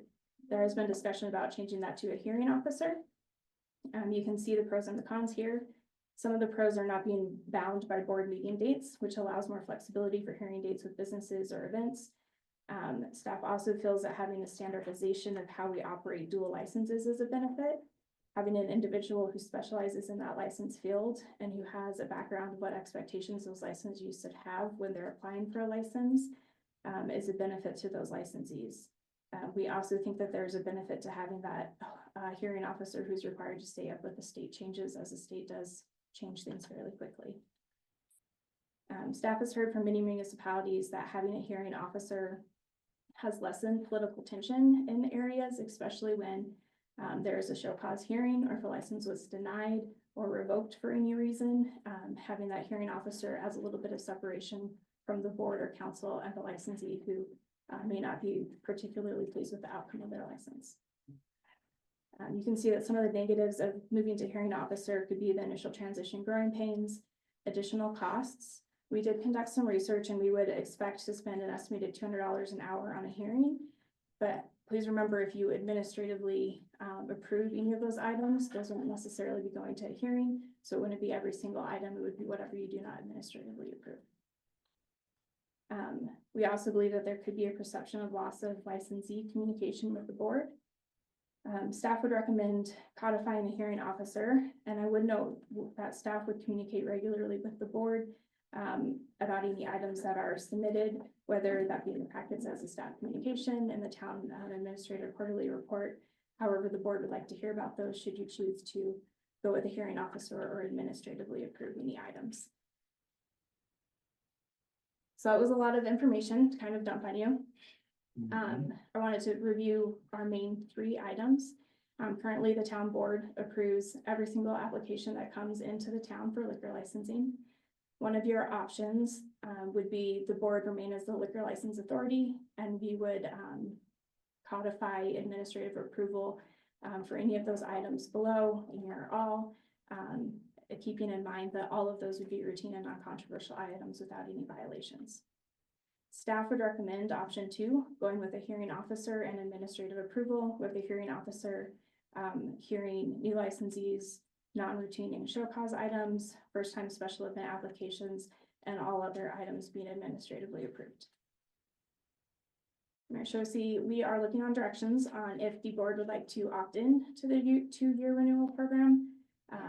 If there are any or all items that you'd like to see administratively approved, and direction for a local hearing officer or no. And I'm happy to answer any questions.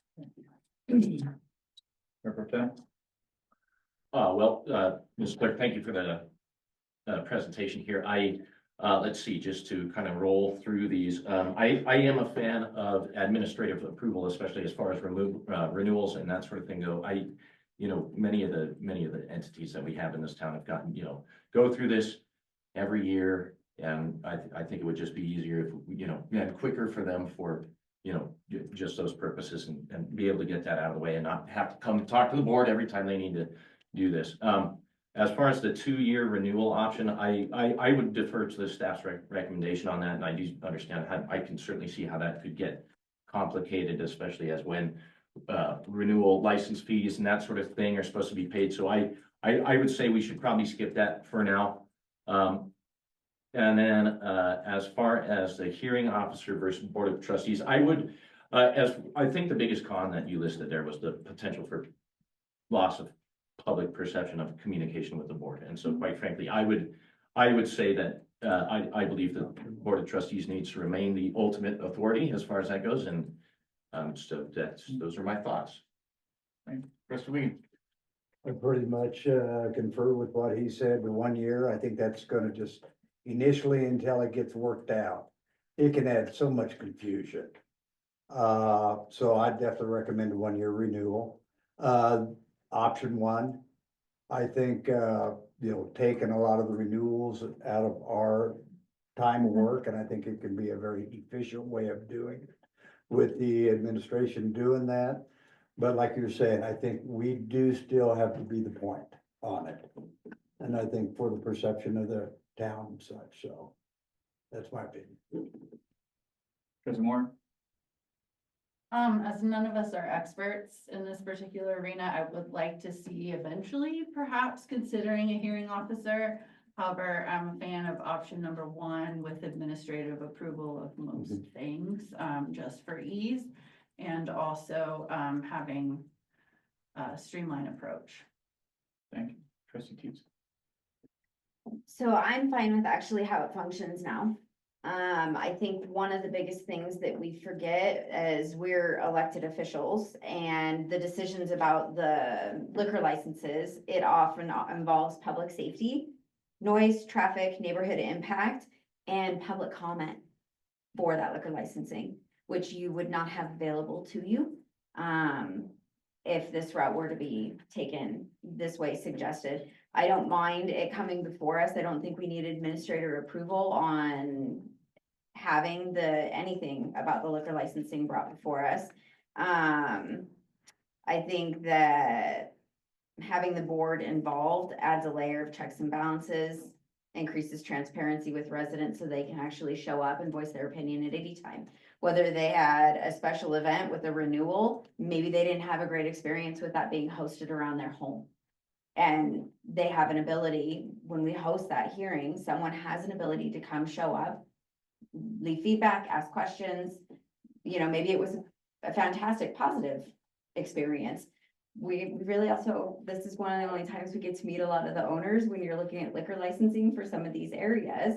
We have a chance to interact with them and engage.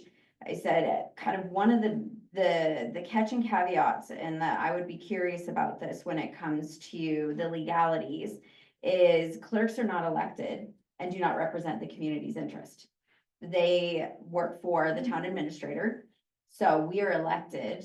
This is our job. We knew this. This was our job moving forward. I don't think that it's about streamlining a process, because to residents, this is how they see our job. This is what we do. And the other thing is when you look at it, if we have a single person as a town staff employee making all of those decisions on liquor licensing, that in itself could be viewed as a conflict of interest, because you only have one person making that decision for an entire licensee. So having it between 7 makes it fair, removes the possibility of having bias, because it's a 7 vote and we literally make our decisions based off of the information brought before us. So as I see it now, I think how it comes, one of the most important things is leaving the community's voice back into all of these. So you support. I support, How it is now. It is now. I support how Where are it is you at on now. the 2-year renewal? No, I'm totally comfortable with what town staff feels is related to that. And it's simply because of the fact you look at it, we have annual special events. Someone would not be able to come and voice their opinion on an experience they had that previous year if, in fact, we went to a 2-year renewal period. I think making the community feel more engaged as we're trying to look at home rule and items like this, trying to remove more public feedback and more public comments, probably gonna bite us in the butt. Just my 2 cents. Mayor Shosse, can I clarify just to make sure I'm getting the correct information? Completely understand what you're saying, trustee Teets, even with, a hearing officer, just to make sure I'm being clear, and I should have, put that on the slides. Everything would still have to have a public posting, same as it does now when it comes to you, so those special events would still have the notice, they'd still be able to provide their comments, they can still come to the hearing. It would just be if the board is the hearing officer, or the hearing officer is the authority. Right, but it's $200 possibly to have someone do it compared to us doing it at no cost. Correct. Got it. Okay. And then the 2-year renewal, just to be clear, is just for licensees. It is not for, it would be for renewals, only for that license type. It would not be for, special events. Special events. Perfect. Just wanted to make sure I was clear. Awesome, thanks. Trustee Haley? Based on strategic plan, a lot of our goals relate to, retaining, expanding current local businesses and recruiting new businesses. We also have a major part that's talking about expanding community spaces. We know the heart of Wellington is our events. And that's what brings people together. And that's why we focused on community and how we can gather more. So based on that, we should expedite and make it as simple and streamlined and easy as possible with the quickest turnaround for these, to do these things. If we want local businesses to be successful, they should be able to do this process as quickly as possible, especially if they're making changes or anything like that. This should be administrative approvals. There's no way they should wait for meetings.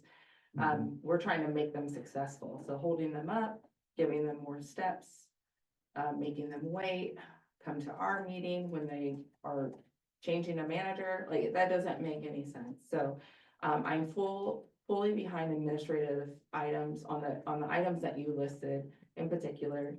I think that the other ones that you also listed do need to go before authority for new permits or anything that has any cause of concern or requires any additional justification or anything with one of the stakeholders. So also what's important is the hearing still involves the exact same stakeholders, the exact same laws, state laws.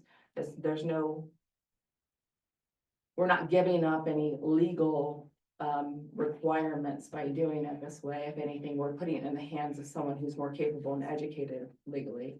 I'm not qualified and I do not know all the state regulations associated with liquor licensing. That is not something I do in my free time, is read these things.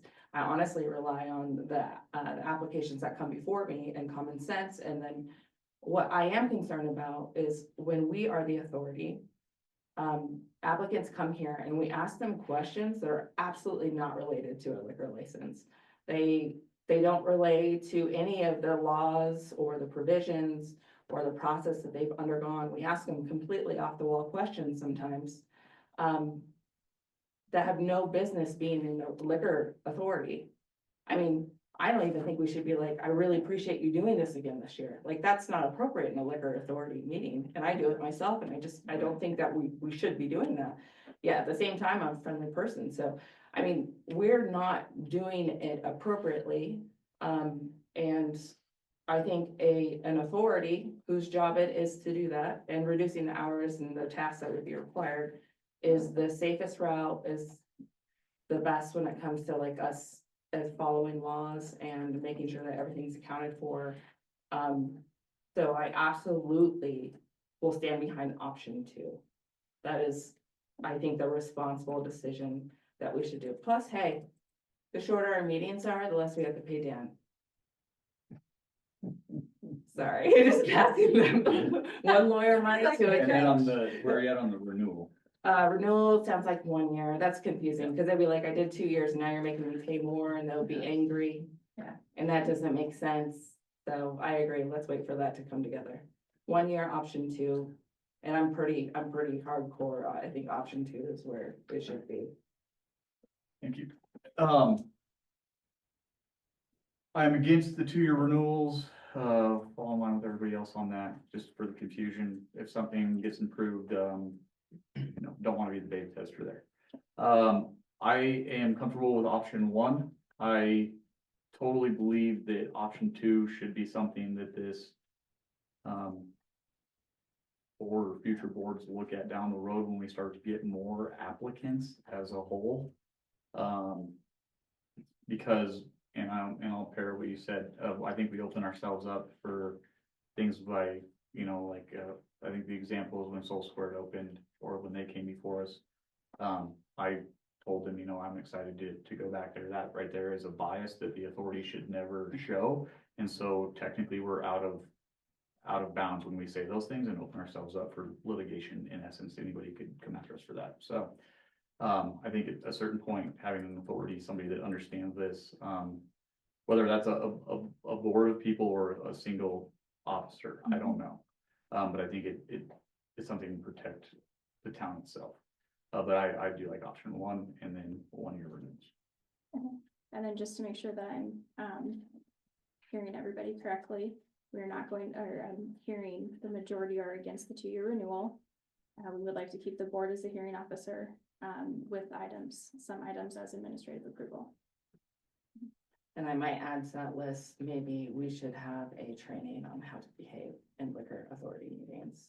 Yeah, I think that'd be great. I think, I think we should be a little bit more on point. We just gotta face it, I love findings of fact. legal training. Does all this look right? Yes. Cool. We leave it at that. We decide yes or no. Yeah. No more comments. Are you acting? We need to act right. If we're gonna be the authority, we need to do it appropriately. Exactly. We can give you a list of questions to ask and things Yeah. like that. Yeah. And I mean, right now, it's great, we've approved everyone. When we don't approve someone, they're gonna go back and say, hey, buddies with all these people, and you were really positive and welcoming to others. Now there's a bias. So I think when that scenario arises, that's where the trouble is gonna happen. Or if we ever have a show cause hearing, those are Yes. scary. Yeah. That's a deal. That's a So- deal. Let's hope we never come to that. Right. Yeah, So you have direction. I do, yes, and I will be happy to put together a training. as a thank group. you. Thank you. All right, next, Mr. Sapienza, town attorney, talked about our bylaw. Back to the bylaws, we talked about this last couple months ago. I think one of the downsides of having a discussion about this tonight is Trustee Cannon's not here. Yeah, And Trustee Cannon wasn't present at the last meeting, and there were a number of items that were discussed by this board that I thought there was actually, at least in the board, the members that were present, there was real consensus or approaching consensus on a couple things. Yeah. And I think Trustee Cannon himself has some strong opinions on the other direction. And since he wasn't at the meeting where the discussion was had, I'm not sure there's a real, in large part with the bylaws, I'm not sure there's a lot of good purpose Okay. tonight to keep going, but there are a couple items that I think I would really like to touch on and see if I can get a little guidance for the next time we have this conversation and talk about. Proclamations, everybody's favorite topic in our bylaws, I know. I think the conversation has been broad, kind of all over the place, and I've left both of the conversations that this board has had without clear direction really on what the board wants. So maybe I can ask a couple kind of pointed questions to see if there's agreement on some smaller issues, and we can go from there. The first one is the board absolutely certain that it should be or does the board, should it be a mayoral proclamation or a board proclamation? I think this has been discussed, but I want to get a solid answer on this. In the past, proclamations of the town of Wellington have been mayoral proclamations, purely in the mayor's decision. I've been doing a lot of research and trying to find other towns and how they do things. 99.9% of towns and cities across the country that I can find and it's a mayoral proclamation. The sole discretion on what proclamations are given, the mayor makes that decision. The mayor says yay or nay. That's not to say other council members, other board members don't bring suggestions. I mean, there's whole processes involved for the public to request a proclamation, for council members to request proclamations. But the final decision rests with the mayor. It's a ceremonial, proclamations are generally ceremonial, so it's sort of seen as a perk, I suppose, of the job of mayor. But also there's a downside to it, because that means the responsibility lays on the mayor. Benefits of this is this policy, this really long policy that we've been discussing, and kind of the process can be checked pretty much. I mean, we'll still have some form to it, but the process becomes a lot easier. It becomes a lot easier even if any board member wants to request a proclamation, they know who to talk to.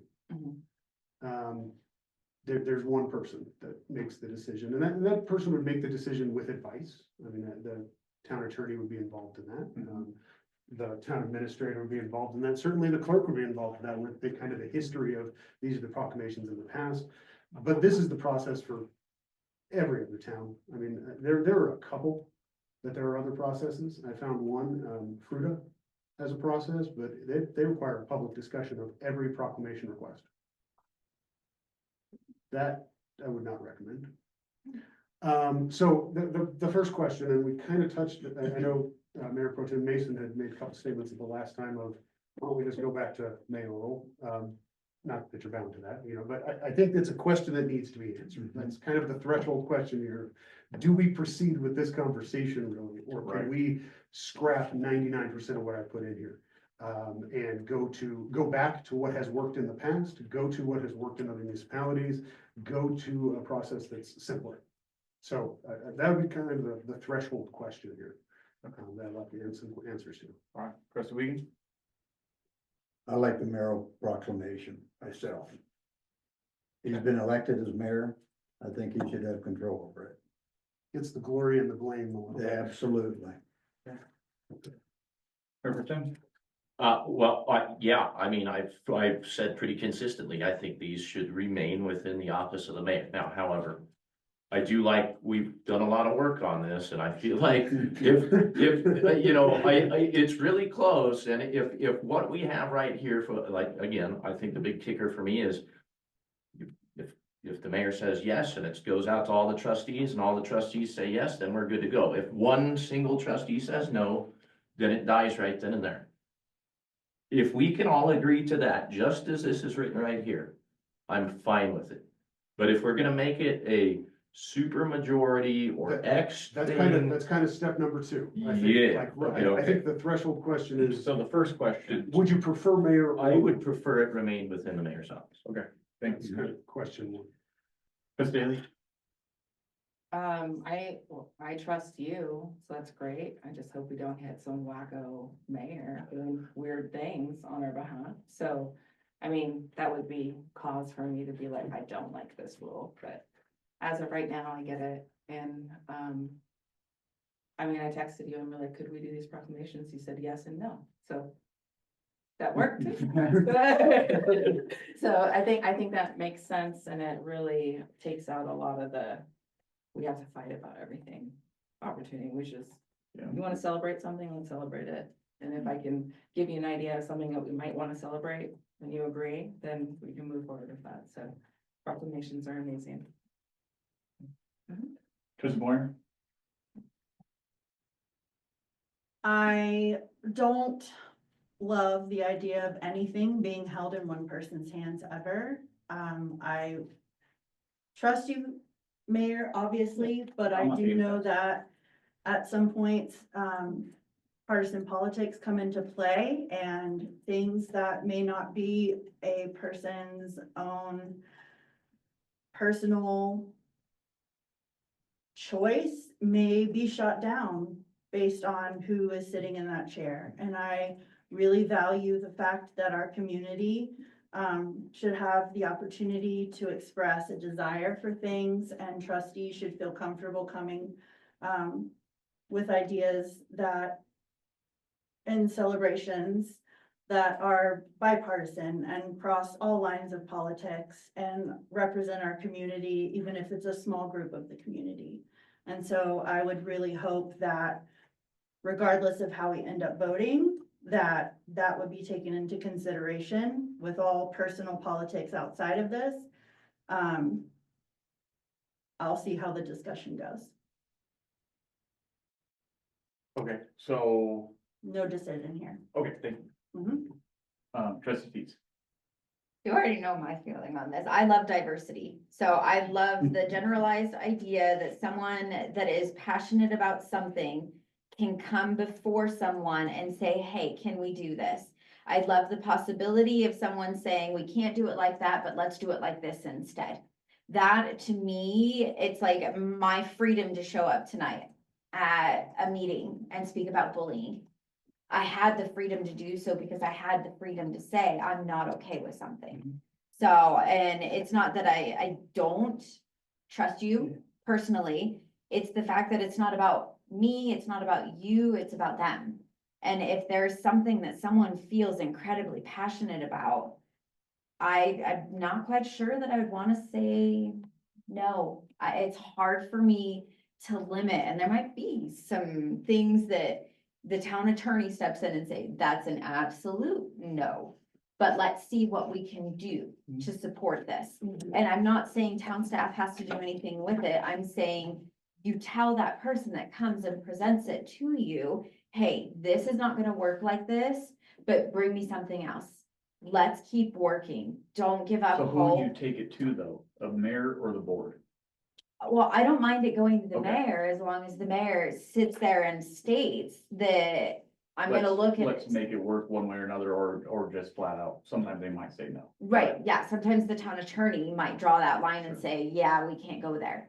But I don't want to diminish the hope of anyone that it feels extremely passionate about something. For sure.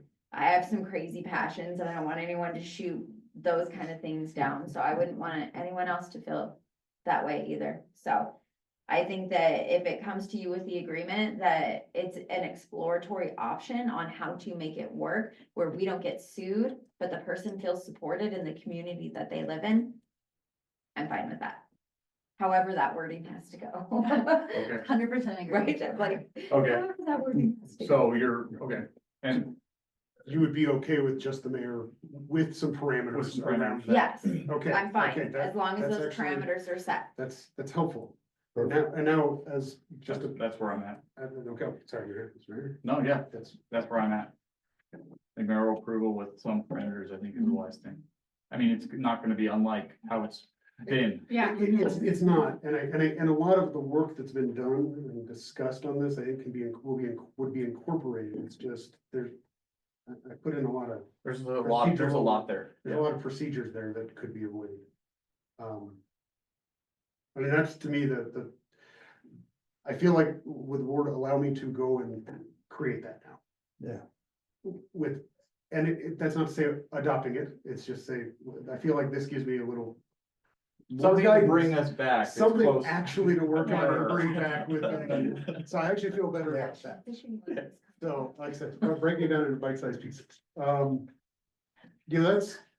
That's the largest piece I wanted to discuss, and that really helps me. That gives me something to do. I sent out the bylaws. I did get feedback from 2 trustees. I guess, how would the board like to move forward on this one, other than just another work session? Everybody got the email, correct? Mhm. Okay.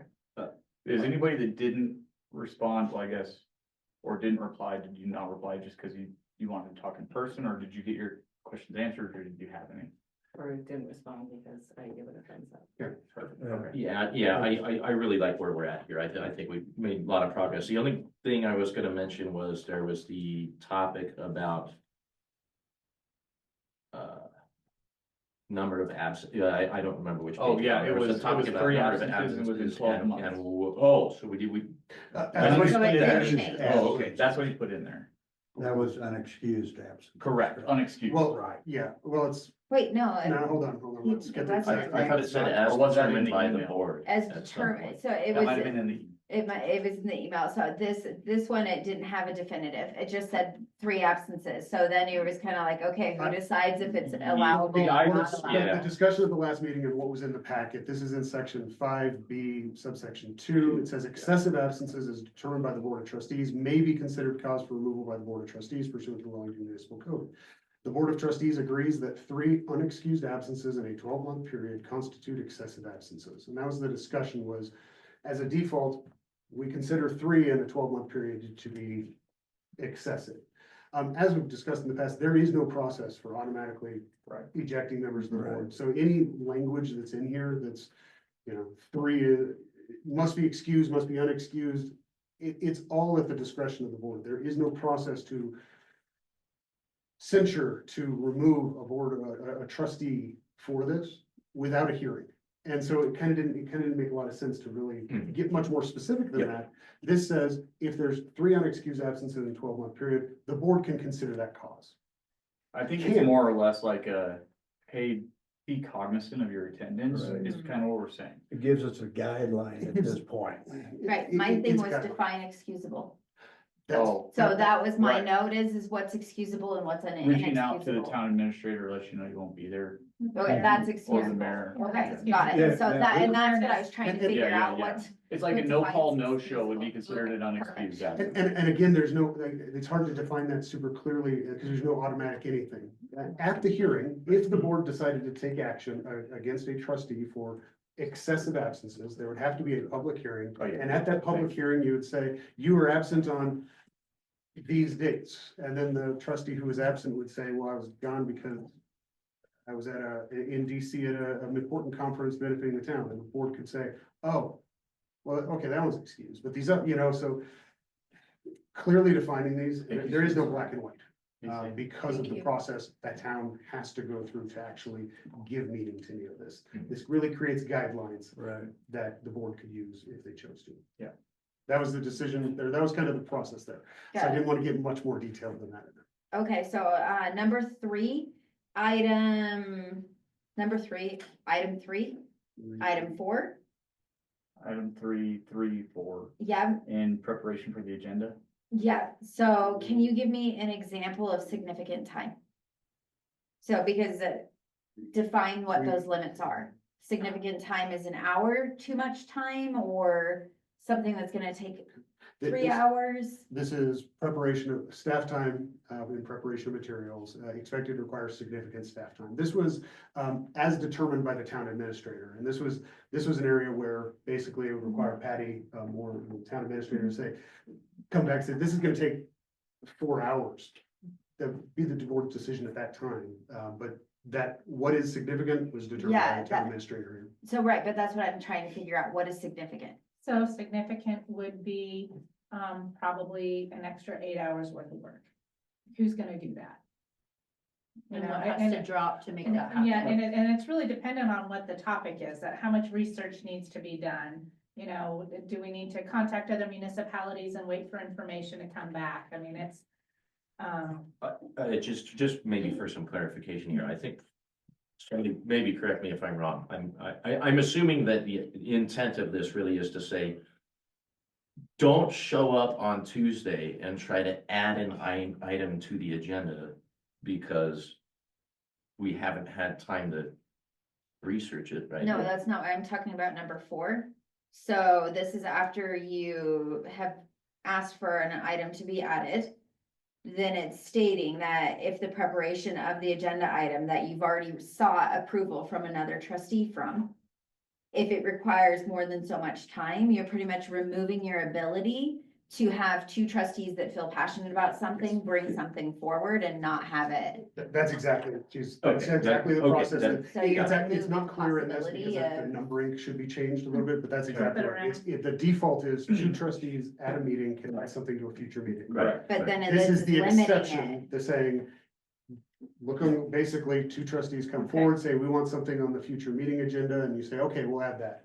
Look over at Patty, and Patty says, I'm sorry, in 3, we cannot do We cannot do it within. we 2 cannot do weeks. that within, I think this is 3 weeks. It's 3 is what- weeks. So for this one required here, we can't do that in 3 weeks because that's gonna require, kind of off the top of her head, this is something that can't be Yes, precise yeah. because it's really happening in the matter of meeting. So this is really a town administrator discretionary area. Not I how think that's it's gonna- worded. Not Well, how that's- it's worded though, because if it's- you look at honestly the way it's worded, it pretty much says, so Dave and I bring a measure before the board. That's all that's required to have Mhm. something put on an Sure, agenda. That's number 1, yeah. This is stating that if the item we want put on is taking more than 8 hours, the board can overrule Dave and I's feeling. Yes, So that's And I don't- limiting.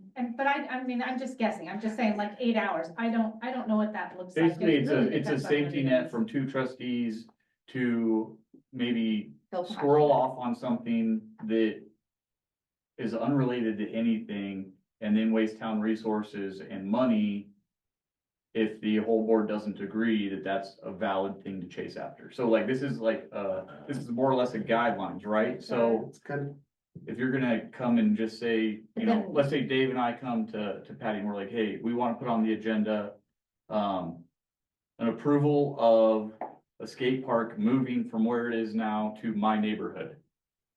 It's like, well, is that really viable? We can put it on there, but if it's gonna take too much time to figure out traffic study data, what properties are available, how other municipalities did this, then I think the whole board should have a voice in deciding on whether or not that does get put on the agenda. Is it a valuable use? Is it a of priority? So it's a checks and Is it a balances priority? more than it is like taking away something. Part of the strategic plan, I think Yeah. that's something Grow with staff that we keep I looking mean, at. if every trustee on here is responsible, like, I mean, all of us are, right? That shouldn't happen, but in a case where it could or may happen, we need to have protection for that, and I think having the whole board approval is the point to have there. Yeah, I can't think of it. Like your example is a good one because it's so hypothetical. Yeah. I can't imagine. Well, that's why I was trying to figure out why we have it if it's so hypothetical. Are we It's getting just as more in a- the weeds than you It is, we intended are in the without weeds on it. trustee Well, Shannon? I can make I- suggestions, but you may be right, but I'm glad we've had this conversation Yeah. because Yeah. if this is something that needs to be discussed, Yeah. I'm taking notes, I'll put some work on this, and we can have this For when we bring discussion it further back. with trustee Cannon. Yeah. But I think the understanding, trustee teacher, your understanding is exactly right. This is intended to override that default of two trustees add something. Because it's gonna take a lot of staff, a lot of town resources to Yeah. do. But In my but we mind, can bring that back. in my mind, this is a protection of a trustee or two, just steamrolling everything and assigning task after task after task. That's what That is really only their, Their perspective. their direction, their goal. And then if that then takes away from the strategic plans or, planned priorities that the entire board came together, and that's a derailing that, then the entire board should be able to come together and say, hey, this is what we agreed to do together. That is not what it is, and I want the time to be spent on the strategic items. So it gives us the possibility to do that. So if somebody. It can go again, either way. like I said, if I didn't like the mayor and I thought he was a wacko, I would have a problem with that. Same thing is like, you're protecting against scenarios where you have people on the board who are just driving one thing, and meanwhile, we have a whole town to run. So the whole board needs to provide that direction. With all of that context, I think that makes a lot of sense. I mean, That's just, scenario. if we have just silly foo-foo stuff just coming before the board all the time with that's clearly never gonna pass a vote, I think it makes sense that you would have Why put time provision into that? like this. And you're gonna work on the wording anyway, so. On this. There's a couple order of things. If I need to work on the wording, I will, but I'll make sure this comes back, for discussion. Yeah. Right, So, yeah, I appreciate if that. That's everyone great. feels passionately that way about it, I think it's fine, because then someone can just say, hey, you really want this as a bunch of residents, do a petition. Yeah. Send it to a vote. So that might be the best way to look at that, is just teach them how they can do it. If they're coming to two trustees and asking for something, but then it costs tens of thousands of dollars Or convince instead the of. other trustees why it's Yeah. important. Get them and get But those you have to people in hope touch that with the they listen. trustees. That's the I mean, we catchy have to have some trust, like, come on, we come back to like this trust issue, like, we have to assume there's a little trust there between one another. It could also lead To to do bringing the that right item thing. back at a future date. Yeah. Because one part of the two people is that, we want something at a meeting in 2-3 weeks. So it might just be too many resources in that short time. That has So to it go could for facilitate that 2 or discussion, 3 yes, but months. let's put that out to 2 months where we can. have- Right. Yeah. But I'll make sure to move a note. Any other items that you seen that were like? I had one more, number Yeah. 13. The item I, the decision to breach confidentiality or to waive a privilege such as attorney-client privilege may only be made by the Board of Trustees acting as a whole. This one I can't agree with, because I have reached out to the ethics committee before and asking a question related to something specific. I didn't have to have the board's permission to reach out to an ethics committee to verify that something was the way it needs to be. So I don't see why, and I would like to, I have someone looking into if this is too restrictive on First Amendment rights. Well, the attorney-client privilege belongs to the board. Well, It cannot be so- waived by an individual member of the board. If you're disclosing a confidential attorney-client communications without the permission of the board, that is, It'd be like disclosing an executive session, basically. it's no It's longer, not like it's no longer it's- privileged if you disclose it to an outside party. And it's no longer privileged in for the entire board, because if you're breaking that attorney-client privilege, so that's why this is so vital. Mhm. If I or other counsel provide legal advice to this board, the whole purpose there is it can't be shared outside the board or certain parties. If anybody shares it outside, that defeats the privilege for everybody. And if we got sued on that, then it's no longer privileged, and that's why it needs to be protected. Okay, I'll have more follow-up when we meet again with trustee Cannon. Okay, Anything else from anybody? I think it sounds good. You have my comments. I have your comments, and Related, I have some specific related to ones. that one and to others throughout. Yeah. Just the specificity of if there is a consequence or if there is a determination of a specific amount of time, or like, I wanna quantify what these are, because I think specificity, helps to guide, like, I'm really tired of being ambiguous, I guess, and saying, is this action actually, against, or is it just like unpreferred? I want guidelines that we stick to and have real consequences for, so that if somebody actually moves outside of them, there is a true actionable consequence that we can move on quickly to avoid that happening in the future. Are you, just for my clarification, is that more of a agreement, like behavior wise, like a code of conduct outside of bylaws? Is that Well, I have that too, that I Right. have suggested and shared with the mayor. right?